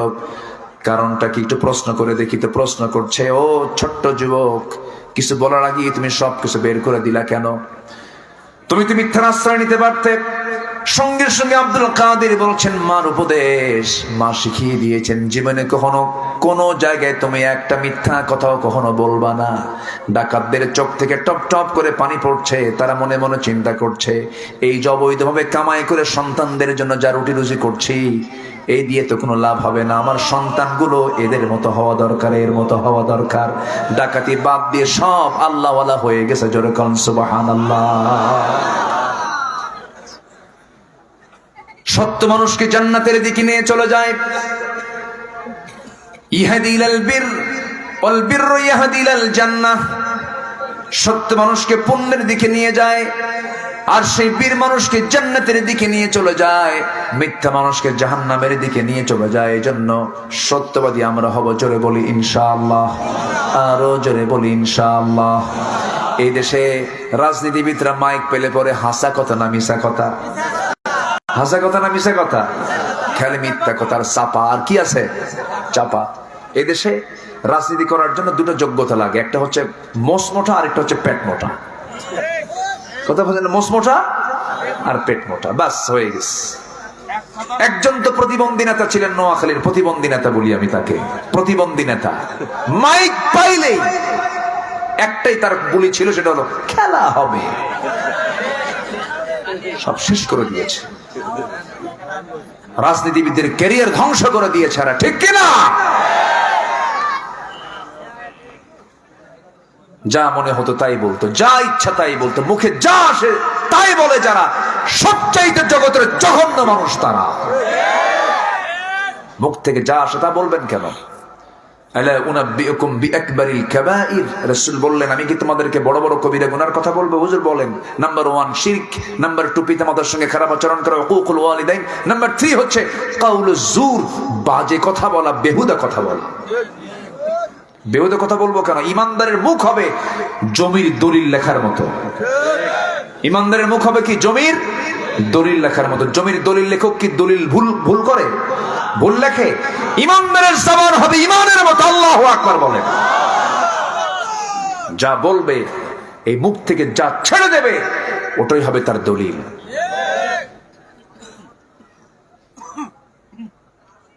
যে আসল এই কথার যে রূপকার, নারায়ণগঞ্জের কি খেলা হবে বলছিল না, কি জানি কইছিল, ও আগে দৌড় মারছে।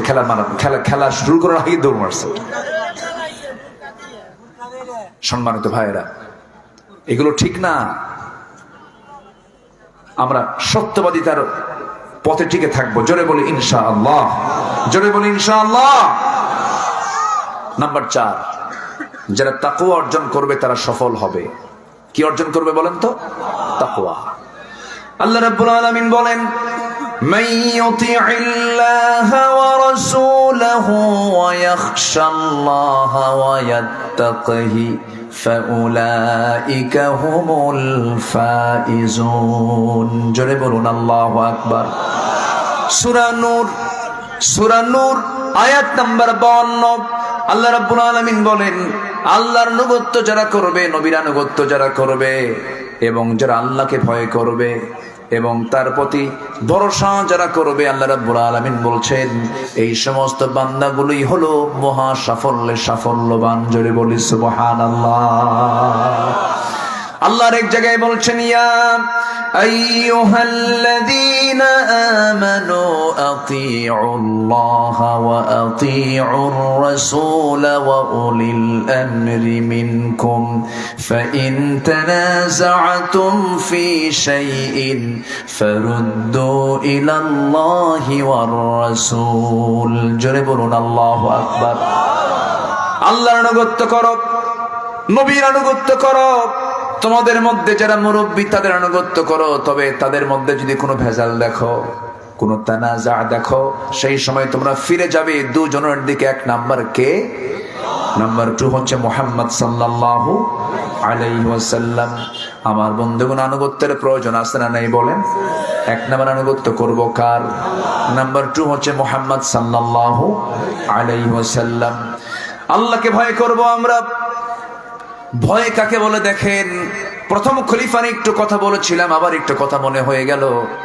নতুন ক্ষমতা পেয়েছেন প্রথম খলিফার নাম কি বলেন? আবু বকর সিদ্দিক রাদিয়াল্লাহু তাআলা আনহু। জান্নাতের সংবাদ দুনিয়াতে পেয়েছেন। জোরে কোন সুবহানাল্লাহ। এই আবু বকর সিদ্দিক রাদিয়াল্লাহু তাআলা আনহু ক্ষমতা নতুন পেয়েছেন। তিনি খেলাফতের দায়িত্ব পেয়েছেন তিনি, কিন্তু তিনি যে ঘরে থাকেন সেই ঘরের সঙ্গে লাগানো তার এক প্রতিবেশী ছিল। সেই প্রতিবেশীটা ছিল মহিলা মানুষ। ওই বেচারির স্বামীও নাই, ছেলে মেয়ে কেউ নাই, বয়স্ক ওই নারীটার দেখাশোনার মতো কেউ ছিল না, কাছাকাছি কেউ ছিল না। রাষ্ট্র ক্ষমতা পেয়েছেন প্রথম সাইয়েদনা আবু বকর সিদ্দিক রাদিয়াল্লাহু তাআলা আনহু। খেলাফতের এত বড় দায়িত্ব পাওয়ার পরও কাউকে দায়িত্ব না দিয়ে তিনি করতেন কি, প্রত্যেক রাত্রিতে ওই মহিলার ঘরে ঢুকে তার কাপড় চোপড় ধুইয়ে দেওয়া, খাবার দাবার সব তিনি নিজেই হাতে সম্পূর্ণ করে দিতেন। কার ভয়? আল্লাহর ভয়। একদিন ওমর ফারুক রাদিয়াল্লাহু তাআলা খুব মনে মনে চিন্তা করলেন, আহারে ওই মহিলার চোখে তেমন তিনি দেখেন না, ছেলে মেয়ে স্বামী পুত্র কেউ নাই, দেখি তো তার খেদমত করার জন্য যাই।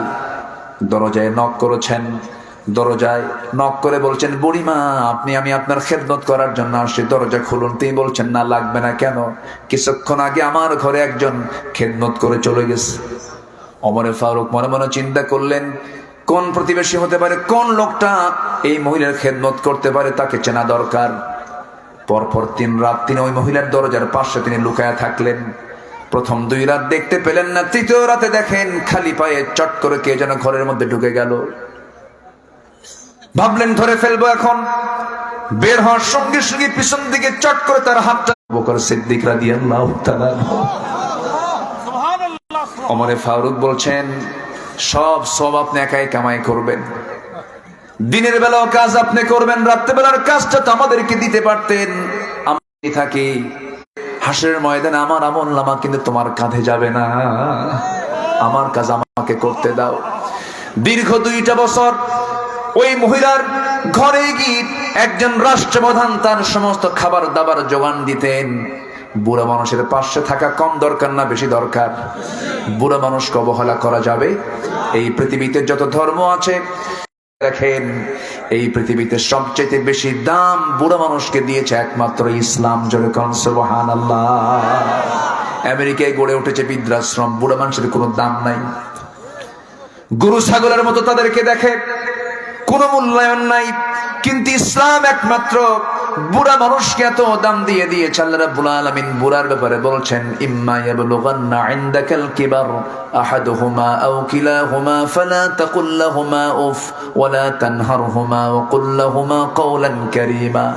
যখন কেউ বুড়া হয়ে যাবে, বাপ অথবা মা অথবা দুইজনই, সেই সময় তোমরা তাদের খেদমতে চুল পরিমাণ কোনো কষ্ট দিবা না, বরঞ্চ তোমার সেই সময় প্রয়োজনে চাকরি ছেড়ে দিয়ে হলো, ব্যবসা ছেড়ে দিয়ে হলো তোমার বাপ মার সেবা করা ফরজ। কে করে দিয়েছেন? কে করে দিয়েছেন? আজকের দুনিয়া থেকেই হুকুম কেউ মানে? ঢাকার দিকে যান, ওই গুলশান, ওই ধানমন্ডি, জুয়েচেস, বড় বড় অভিজাত এলাকার পরিবেশগুলো দেখে আসেন। সেই জায়গায় বুড়া বাপ মাদের কোনো জায়গা হয় না। সেই বুড়া বাপ মাগুলোকে পশ্চিমা সংস্কৃতি, ইউরোপিয়ান সংস্কৃতি লালন করে তাদেরকে বৃদ্ধাশ্রমে রেখে আসে। অসভ্য সন্তান না সভ্য সন্তান? বলেন, অসভ্য না সভ্য? ঠিকই মাস্টার্স পাস করেছে, পিএইচডি ডিগ্রি নিয়েছি, এমফিল করেছে, ডাক্তার হয়েছে, ইঞ্জিনিয়ার হয়েছে, কিন্তু সে বাপ মার সেবাটা শিখে নাই। একমাত্র কারণ হলো জাতির হাতে দেওয়া হয় নাই কিসের শিক্ষা? ঢুকায় দিয়েছিল শরীফ শরীফা। কি ঢুকাইছিল বলেন? শরীফ শরীফা ঢুকাইছিল। মুহাম্মদ কবিতার জায়গায় লাল গরু ঢুকায় দিছিল। উল্টা পাল্টা করে জাতির শিক্ষা ব্যবস্থাকে ধ্বংস করার জন্য তারা বিশাল বড় মস্ত বড় প্ল্যান নিয়েছিল। আরেকটা প্রশ্ন আমি করবো আমার বন্ধুগণ, বলুন তো, দাদার যুগে তালাক বেশি না আজকে ভাইদের যুগে তালাক বেশি? দাদার যুগে শিক্ষিত বেশি না আজকে ভাইদের যুগে শিক্ষিত বেশি? ভাইদের যুগে শিক্ষিত বেশি হয়ে সংসার টেকে না, অর্থাৎ দাদা হয় ভালো। কি ঠিক কিনা কম? হ্যাঁ, দাদার যুগে শিক্ষার হার ছিল না, কিন্তু তালাকের হার কম ছিল, তালাক ছিল না। আজকে যত শিক্ষিত বেশি, তালাকটা সেই সমাজে কম না বেশি? কেন জানেন? মূল কারণ হলো দিন থেকে ছিটকে পড়া, দিন থেকে ছিটকে পড়া। আধুনিক মেয়েরা তো শিক্ষিত হলে তো তারা পায় জমিন, মানে পা তো জমিনে রাখি না, স্বামীকে পাত্তাই দেয় না। কিন্তু তুমি একটা মানুষ, তুমি তো মানুষই না, তুমি তো কসু। এরকম আছে না নাই বলেন তো? স্বামীকে দাম দিতেই চায় না। কিছু বলবো কিছু বলবো?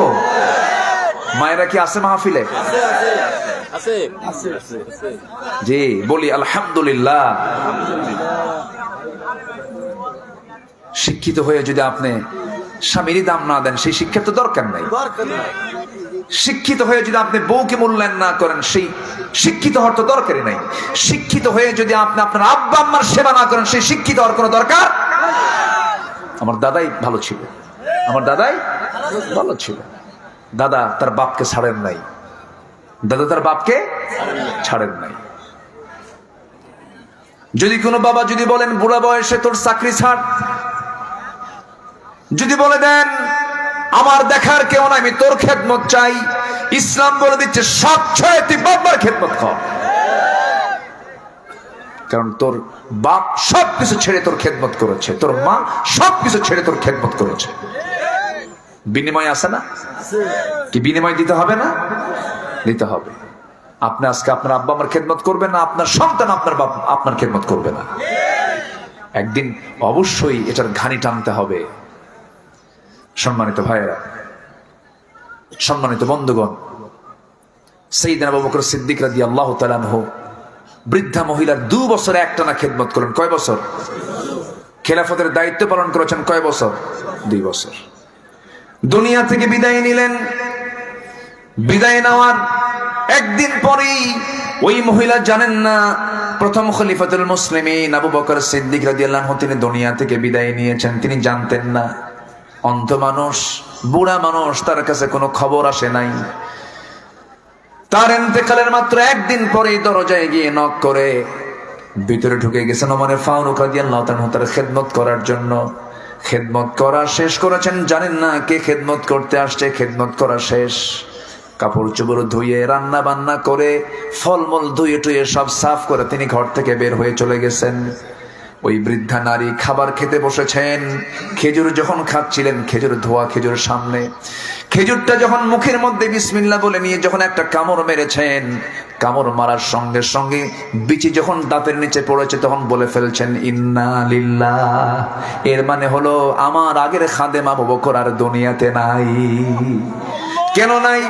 তিনি বললেন আমার আবু বকর দুনিয়া থেকে বিদায় হয়েছে কারণ আমার আবু বকর যখন আমার খেদমত করতে আসতো, এত সুন্দর করে খেদমত করত, আমাকে যে খেজুরগুলো খেতে দিত ধুয়ে ধুয়ে, খেজুরের বিচিগুলো ভিতরে রাখতো না, খেজুরের বিচিগুলো বের করে আমার খাবার সহজ করে দিত। জোরে বলি সুবহানাল্লাহ। আমার ভাইয়েরা, শাসকরা হবে শাসক না খাদেম?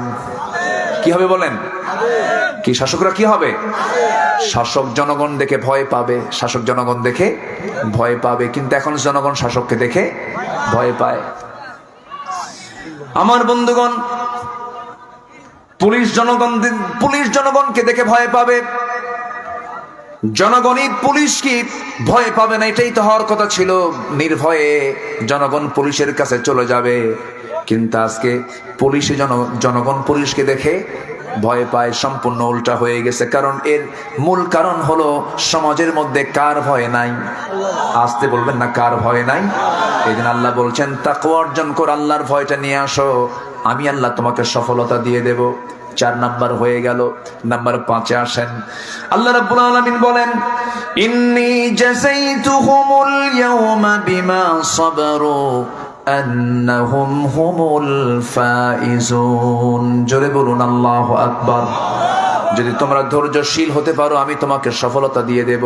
ধৈর্য আছে যার সফলতা আছে তার, ধৈর্য নাই যার সফলতা নাই তার। এই জীবনও এই কথার বাস্তবতা আছে না নাই বলেন? আছে। এই জীবনও যদি কেউ সফল হতে চায়, রাগ দরকার না, ধৈর্য দরকার। কি দরকার বলেন? ধৈর্য দরকার। আমার বন্ধুগণ, সংসার জীবনে ধৈর্যের দরকার কম না বেশি? সংসার জীবনের স্বামী স্ত্রীর মধ্যে দ্বন্দ্ব আছে না নাই? বোঝা কম বেশি হয় কিনা বলেন? মারামারি লাগে কিনা? হাইরে কি কয় লাগে? আপনাদেরও লাগে? দেখছো কি কয়? লাগে, মারামারি লাগে। পারে কে? পারে কে? পারে কে?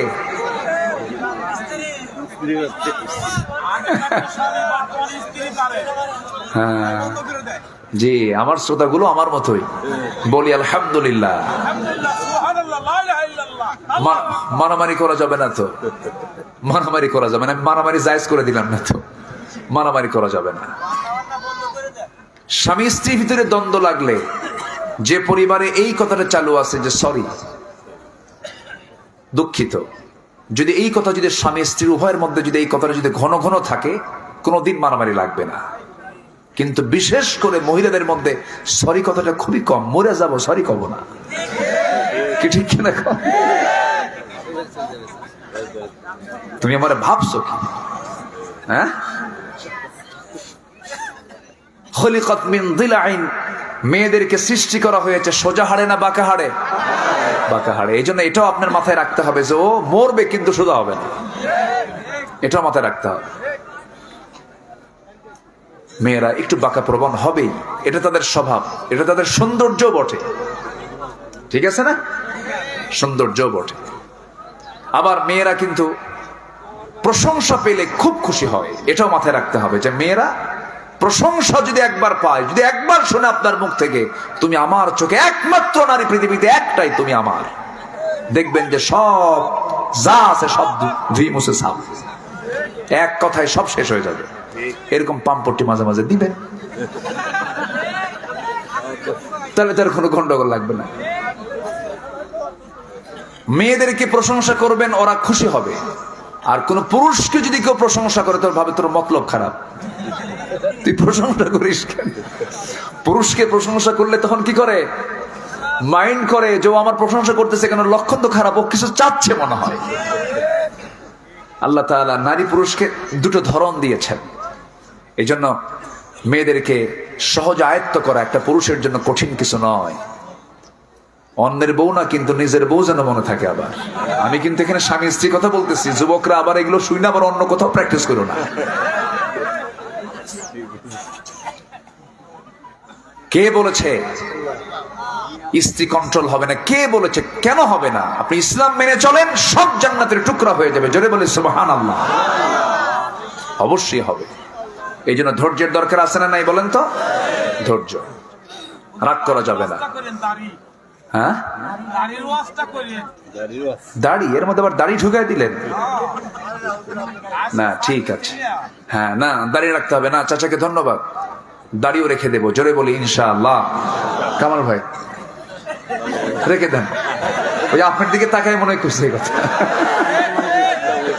কি? ঠিক আছে না যে আমরা দাড়িওয়ালা হয়ে যাব? জোরে বলি ইনশাআল্লাহ। এটা জরুরি। কালো চাচা চলে গেছে, আপনার আব্বা চলে গেছে, সিগন্যাল তো আসতেছে, সিগন্যাল আসতেছে না? একটা মৃত্যু মানে একটা সিগন্যাল, যে কোনো মুহূর্তেই আমার আপনার চলে যাওয়া লাগতে পারে। আমার এক বন্ধু নাম জিয়া মারা গেছে, আমি জানতাম না। একসঙ্গে আলিম করেছি, একসঙ্গে দাখিল করেছি, এসএসসি ইন্টার করেছি। ও আর্মিতে চলে গেল, আর্মিতে চাকরি করতে গেল। সুন্দর তেলাওয়াত ছিল, সুন্দর কণ্ঠ ছিল তার, আমার চেয়েও সুন্দর তার বাচন ভঙ্গি, সবকিছু সুন্দর ছিল। আল্লাহ যাকে যেভাবে নেন, আর্মিতে সে চলে গেল, আর্মি অফিসার হয়ে গেল, বিয়ে শাদী করে ফেললো। আমি হঠাৎ করে একদিন, বহুদিন কথা হয় না, ফোন দিলাম। ফোন দেওয়ার সঙ্গে সঙ্গে ফোনটা একজন উঠালো, সালামের জবাব শোনা মাত্রই দেখলাম মহিলা কণ্ঠ। বললাম আমি জিয়াকে চাচ্ছিলাম, জিয়া আমার কোথায়? বন্ধু আমি অমক বলছি। সঙ্গে সঙ্গে ওই অপর সাইড থেকে জবাব আসলো, আপনার বন্ধু জিয়া তো নাই, কোথায় বেড়াতে গেছে? কবরে চলে গেছে। আমার কলেজে একটা ধাক্কা লাগলো। আরে আমার বয়স, একসঙ্গে থাকলাম, একসঙ্গে কত খেলা খেললাম, একসঙ্গে খেলাম দিলাম, আড্ডা দিলাম, কত জায়গায় সফর করলাম, কত হাসাহাসি করলাম, কত চা চক্রে বসলাম। আজকে বন্ধুটা কবরবাসী হয়ে গেছে। আমার বয়সী বহু বন্ধু বান্ধব দুনিয়াতে নাই, এমন আছে না নাই? ভুল শিখবো কোন দিন, ভুলটা সংশোধন করব কোন দিন আমরা? ভাই জীবন তো একটাই, জীবন তো একটাই, যে কোনো মুহূর্তে দুনিয়া থেকে বিদায় নিয়ে যাব। দরদ দিয়ে বলছি ভাইয়েরা, আজকে 10 বছর যাবত এই মাহফিল আসা চলছে, আগামী বছর আসতে পারবো তার কি কোনো গ্যারান্টি আছে নাকি বলেন? গ্যারান্টি নেই। কত বন্ধু চলে যায়, আমিও তো চলে যেতে পারি, আপনিও চলে যেতে পারেন। এই 10 বছর আগে, আজ থেকে 10 বছর আগে এমন শ্রোতা এখানে এসেছেন যিনি দুনিয়াতে নাই। এই মাহফিলের সভাপতি পরপর তিনজন দুনিয়াতে নাই।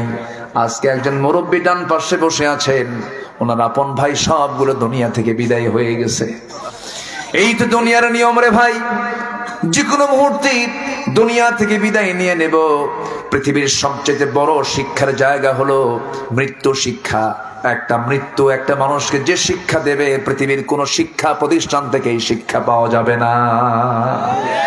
আমার ভাইয়েরা, আমরা শিক্ষা নিয়ে সামনের দিকে এগোবো, নতুন সুন্দর করে জীবনটাকে গড়ে ফেলবো। আল্লাহ বলছেন, বান্দা তুমি কি জানো, তুমি যদি সুন্দর করে সাজিয়ে গুছিয়ে তওবা করে আমার দিকে ফিরে আসো, আমি তোমার জন্য কি সারপ্রাইজ দেব। আল্লাহ সুন্দর করে ফুরকানের মধ্যে বলছেন, ইল্লা মান তাবা ওয়া আমানা ওয়া আমিলা সালিহান فَأُولَئِكَ يُبَدِّلُ اللَّهُ سَيِّئَاتِهِمْ حَسَنَاتٍ وَكَانَ اللَّهُ غَفُورًا رَحِيمًا। জোরে বলুন আল্লাহু আকবার।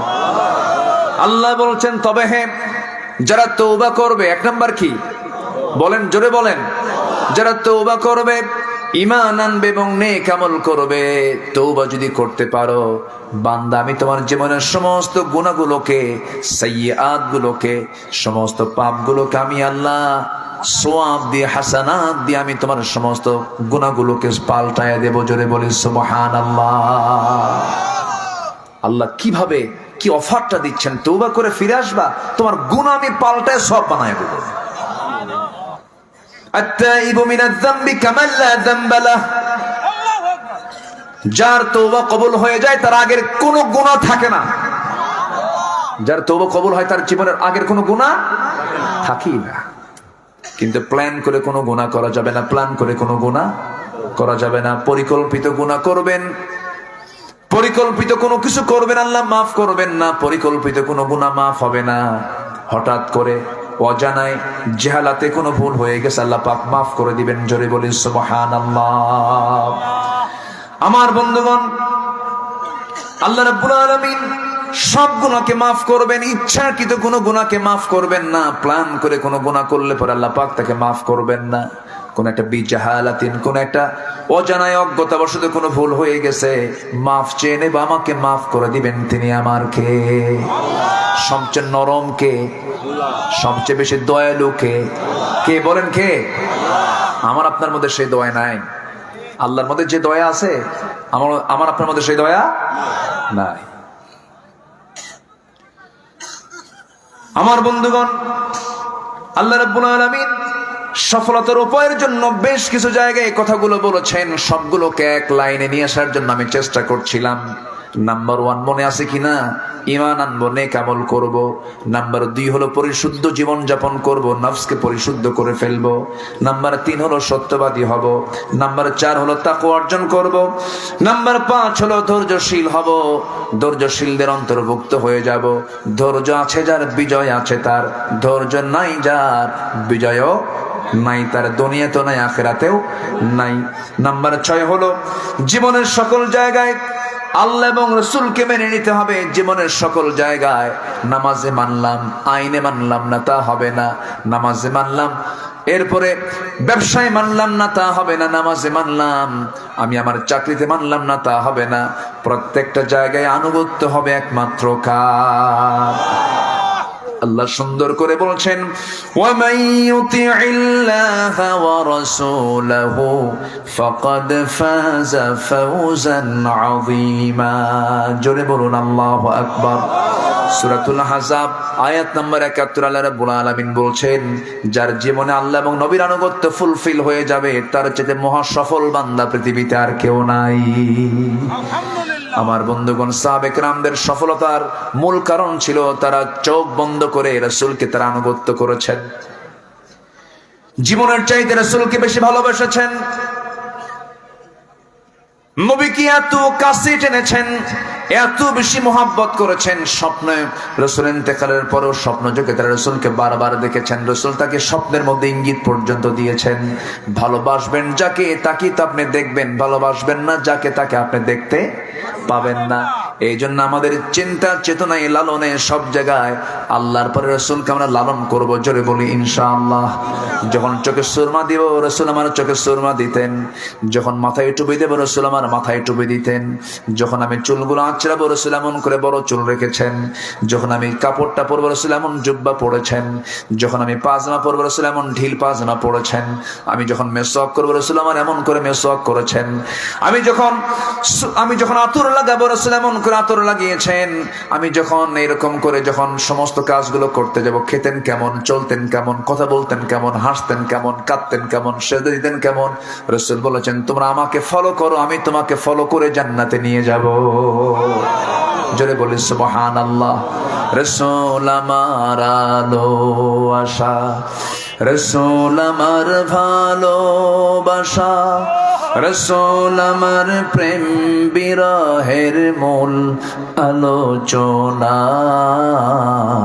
রসুল আমার কাজে কর্মে অনুপ্রেরণা, রসুল আমার ভালোবাসা। জোরে বলি আমিন, আরো জোরে আমিন। আল্লাহ কবুল করুন, জোরে বলি আমিন। নাম্বার 7 হলো সৎ কাজের আদেশ দেওয়া, অসৎ কাজের বাধা দেওয়া। এই কাজটা যারা করবে তারাও সফল হবে, তারাও কি হবে? সফল হবে। আল্লাহ রাব্বুল আলামিন বলেন ওয়ালতাকুম মিনকুম উম্মাতুন ইয়াদউনা ইলাল খায়রি ওয়া ইয়া'মুরুনা বিল মা'রুফি ওয়া ইয়ানহাউনা আনিল মুনকার ওয়া উলাইকা হুমুল মুফলিহুন। জোরে বলুন আল্লাহু আকবার। আমি যে বারবার আয়াত বলছি, কষ্ট হচ্ছে নাকি আপনাদের? আয়াত যত বেশি বরকত তত, আর আয়াত যেখানে নাই সেখানে কোনো বরকত। আয়াত ছাড়া হুজুর আমার দেশে আছে না নাই? আছে না? আয়াত ছাড়া হুজুর আছে, একটা আয়াত কয় না। হ্যাঁ, কি সুন্দর করে চাচা, খুব অ্যাক্টিভ, খুব ভালো। হাতে লাঠিও আছে কিন্তু, ওই যে হ্যাঁ দেখেন লাঠি দেখায় দিলে, দেখে হ্যাঁ রাখায়, জি সবই আছে, জি। তাহলে আয়াত যত বেশি বরকত তত বেশি। শ্রোতা মণ্ডলী আপনারা যদি সজাগ থাকেন, আলোচকরা সজাগ হয়ে যাবে। আগে বসবেন মঞ্চে, বসে হাতের কড়াগুলো গুনবেন যে হুজুর আজকে কয়টা আয়াত বললো। যদি আয়াত বেশি হয় আলোচনা বরকতে ভরা, আয়াত যদি কম হয় তাহলে ভাববেন যে এখানে ভাটা পড়ে গেছে, বরকত শূন্য হয়ে গেছে। এই জন্য আয়াত কি কম হওয়া দরকার না ঘন ঘন হওয়া দরকার? ঘন ঘন। আমার নবীজির মুখ থেকে শুধু আয়াতের খই ফুটতো, একটা একটা করে আয়াত বলতেন, নবীজি শোনায় দিতেন। তার কাজই ছিল ইয়াতলু আলাইহিম আয়াতিকা ওয়া ইউআল্লিমুহুমুল কিতাবা ওয়াল হিকমাহ। নবীজির মুখ থেকে শুধু আয়াত বের হতো।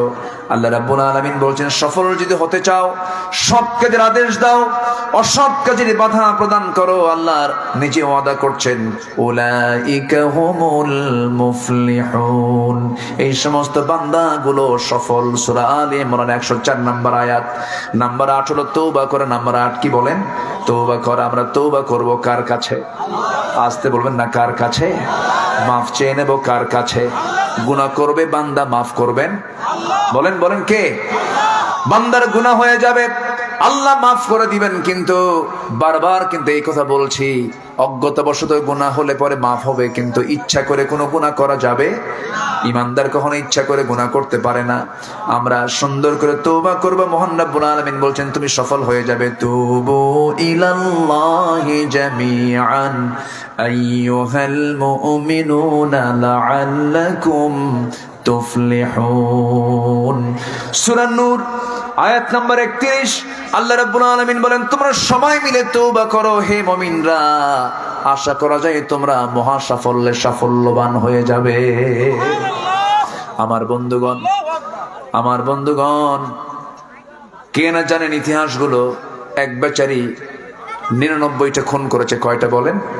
99টা খুন করেছে। একজনের কাছে গিয়ে বলছে ভাই আমি কি নাজাত পাবো নাকি? আমার কি গুনার কোনো, আমার কি মাপ পাওয়ার কোনো সুযোগ আছে নাকি? না নাই, ওরেও খুন করছে। ওরেও কি করছে? খুন করে ফেলেছে। 100টা পূরণ করার পরে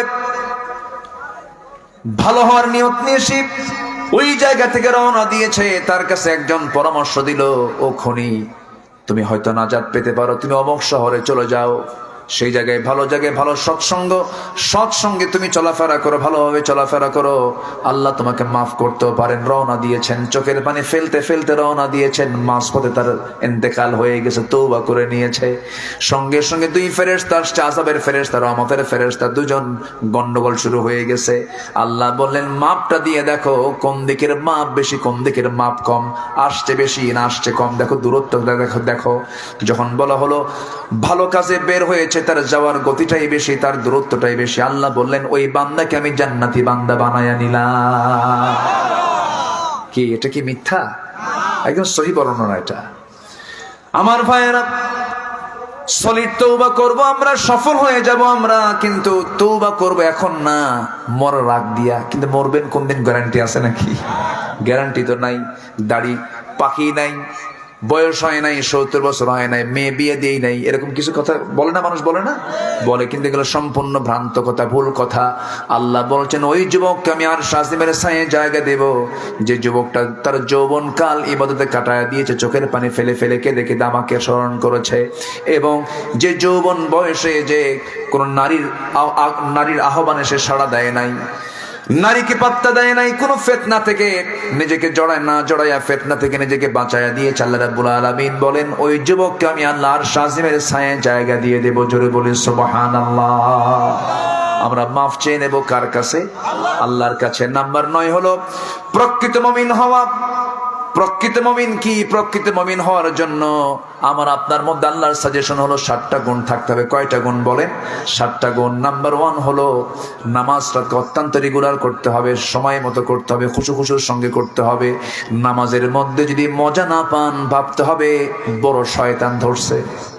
কি শয়তান ধরছে বলেন?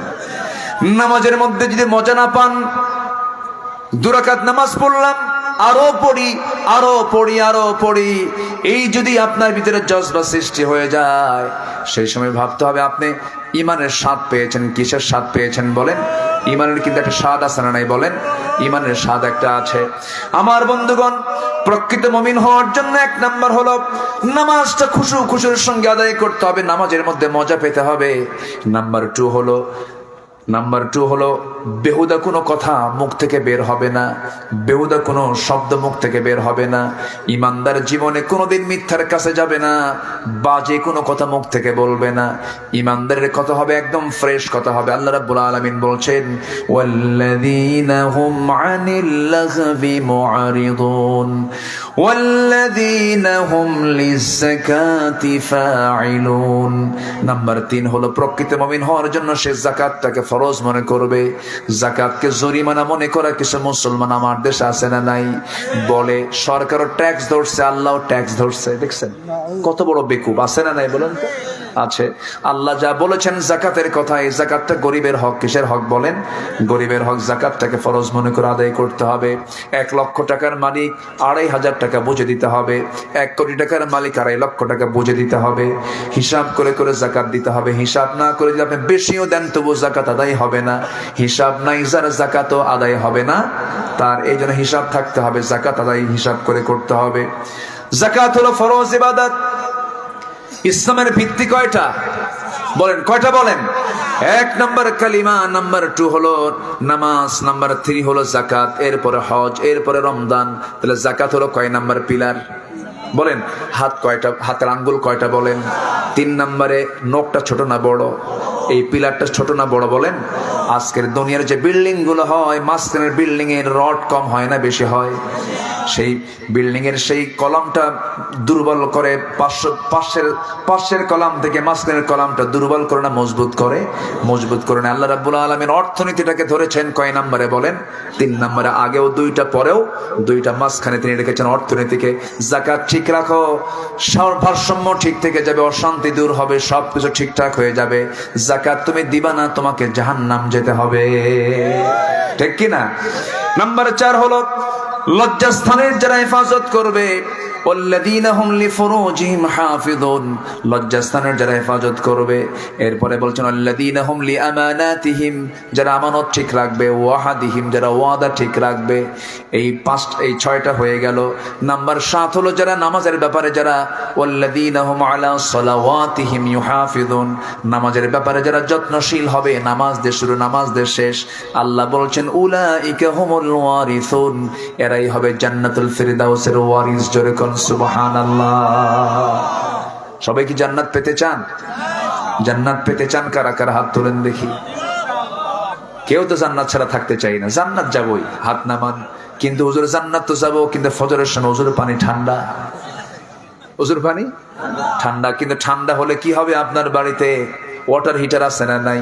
আল্লাহ বলছেন ওয়াটার হিটার নেই, কোনো সমস্যা নেই। অনেকে আবার বলে কি জানেন, ওয়াটার হিটার দিয়ে উজু করলে পারে সওয়াব কম, ঠান্ডায় মরম। এগুলো যে কি বাজে কথা, এগুলো পাইছে কোথায়? আপনি কেন কষ্ট করবেন? আপনি আল্লাহ কি কষ্ট করতে বলেছেন? উজুর পানি ঠান্ডা করলে নাকি ঠান্ডায় উজু করলে সব বেশি পাওয়া যায়? না না না, ওয়াটার হিটার না, ঠান্ডায় উজু করো মানে মরো। এগুলো ভুল কথা। হ্যাঁ,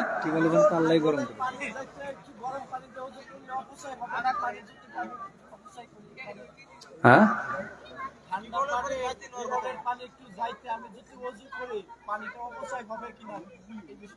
বলেন তো।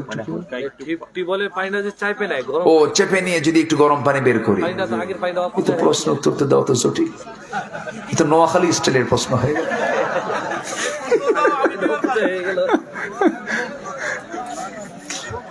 জি, তবে অপচয় তো কম নাই, হ্যাঁ, আল্লাহর জিনিসে কম নাই।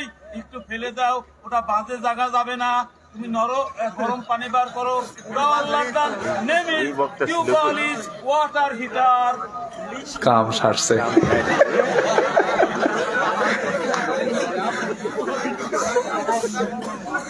না ঠিক আছে, সুবহানাল্লাহ, সুবহানাল্লাহি ওয়া বিহামদি, সুবহানাল্লাহিল আযীম। মনে করছে মাওলানা ইংরেজি জানে না, বুড়িরা ইংরেজি জানে না, খালি দাড়ি চাচা যারা তারা ইংরেজি জানে। ঠিক আছে। জি, আল্লাহ তুমি মুরব্বির হায়াতকে বাড়ায়া দাও, জোরে বলি আমিন। জি, মজার মানুষ। তবে হ্যাঁ, আপনার কাছে যদি এটা মনে হয় যে না আমি পানিকে নষ্ট করব না, 1 ফোঁটা পানি কি পৃথিবীর কেউ বানাতে পারবে? উনি কিন্তু খুবই চিন্তাশীল হয়ে এই প্রশ্নটা করেছেন। আমরা পানিকে, আমার রাসূল বলেছেন সমুদ্রের তীরে বসলেও 1 ফোঁটা পানির অপচয় করো না। কয় ফোঁটা? 1 ফোঁটা পানির অপচয় করো না, সমুদ্রের তীরে বসেও। কথা বোঝেন নাই? তো আমরা অনেক সময় দেখা যায় অপচয় করি।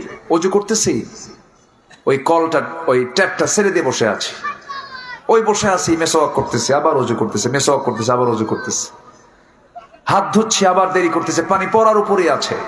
আর ট্যাপ ছাড়ে তো মাঝে মাঝে কিছু কিছু লোক আছে মানে এত বেহুশ আছেন, এরকম আছে না? কিছু আছে, এটি কি অপচয় নয়? মানে অপচয় কিনা বলেন? অপচয়। এগুলো অপচয় করা যাবে না। তো আপনি যদি মনে হয় যে না এটা আমার অপচয় মনে হচ্ছে, আপনি ওটা দিয়ে উজু করবেন, ঠিক আছে না? আমি ওই হাদিসের দিকে তাকালাম যে সমুদ্রের তীরে বসলেও 1 ফোঁটা পানির অপচয় করুন, অপচয় করা যাবে না। সাইয়েদনা ওসমান রাদিয়াল্লাহু তাআলা আনহু ধনী ছিলেন কেন জানেন? গরিব হননি কখনো। উনি গরিবের জন্য মাঝে মাঝে দোয়া চাইতেন আল্লাহ রাসূলের কাছে, হুজুর আপনি একটু দোয়া করেন আমি যেন গরিব হই। কি হই? আচ্ছা, এরকম কি ধনী লোক পাওয়া যাবে এখন বাংলাদেশে? কোন ধনী কি এসে বলবে যে হুজুর আপনার মধ্যে দোয়া করেন আমি যেন কালকের মধ্যে ফকির হই? এরকম দোয়া করবে কেউ? যাবে? সাইয়েদনা ওসমান একদিন বলেন, হুজুর আমার তো খুব শখ হয় আমি গরিব হয়ে যাই। তাই? আচ্ছা, তোমাকে একটা আমি প্রশ্ন করব, কি ঘোড়ার উটের পিঠে চড়ে তুমি খাও কেমনে বলো তো? উট তো বড়, আমি উটের পিঠে চড়ছি এমনি। রাসূল চড়েছেন তো একটু দেখছি, চেক আপ করে। এদেশে তার এগুলো নাই। তো মক্কায় গিয়ে, তায়েফে গিয়ে আমি উটের পিঠে চড়েছি। ওরে, উটের পিঠে চড়াও একটা বিশাল সাহসের ব্যাপার এবং শক্তির ব্যাপার। অনেক জোরে জোরে হাঁটে, তো দৌড়ায়, জোরে জোরে যায়, গতিও আছে। এটা উটকে মরুভূমির কি বলা হয়? জাহাজ বলা হয়। তো উটের পিঠে যখন তিনি চড়তেন, তিনি বললেন, ইয়া রাসূলুল্লাহ, আমি উটের পিঠে বসেও যখন খাওয়া শুরু করতাম, আমার হাত থেকে যদি একটা দানা যদি পড়ে যেত, সেই দানাটা তোলার জন্য আমি উটকে বসায় দিতাম। উটকে বসায়া সেই দানা তুলে পানি দিয়ে ধুয়ে এরপরে আবার ওই দানাটা খেয়ে নিতাম। আমি একটা দানাও নষ্ট করতাম না। রাসূল বললেন, ওসমান তোমার জন্য দোয়া করে কোনো কাম হবে না, তোমার সম্পদ বাড়তেই থাকবে। যেরকম সুবহানাল্লাহ। মিতব্যয়িতার ফলাফল হলো যে মিতব্যয়ী হবে, যে অপচয় করবে না, তার কোনোদিন কোনো রিজিকে অভাব হবে না। হুজুর ওই প্রশ্নের জবাব আমার এর মধ্যে পাচ্ছি।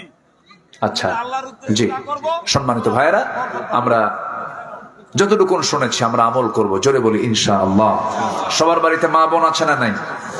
পর্দার বিষয়টা খেয়াল করবেন। আপনার বউকে যেন কোনো পরপুরুষ না দেখে, আপনার মেয়ের দিকে যেন কোনো লোলুপ দৃষ্টি যেন কোনো পুরুষের না পড়ে।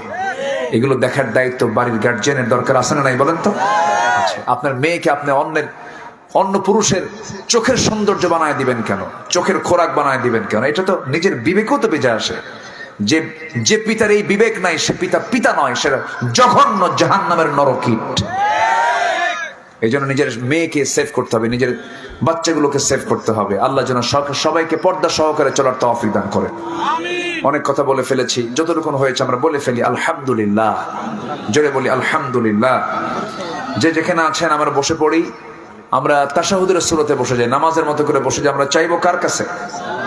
আল্লাহর কাছে আমরা চাইবো আল্লাহ যেন আমাদের সকলের গুনাহগুলোকে আল্লাহ পাক মাফ করে দেন। জোরে বলি আল্লাহুম্মা আমিন। জি, ও আচ্ছা, যারা যারা আসছেন মাহফিলে, আমি সবার কাছে একটু উদাত্ত আহ্বান জানাবো, যদি একটু মাহফিল কমিটি আপনাদের কাছে মাহফিলের জন্য কিছু চাইতে যায়, কি ধাক্কা দিয়ে দিবেন নাকি? বরণ করে নেবেন তো?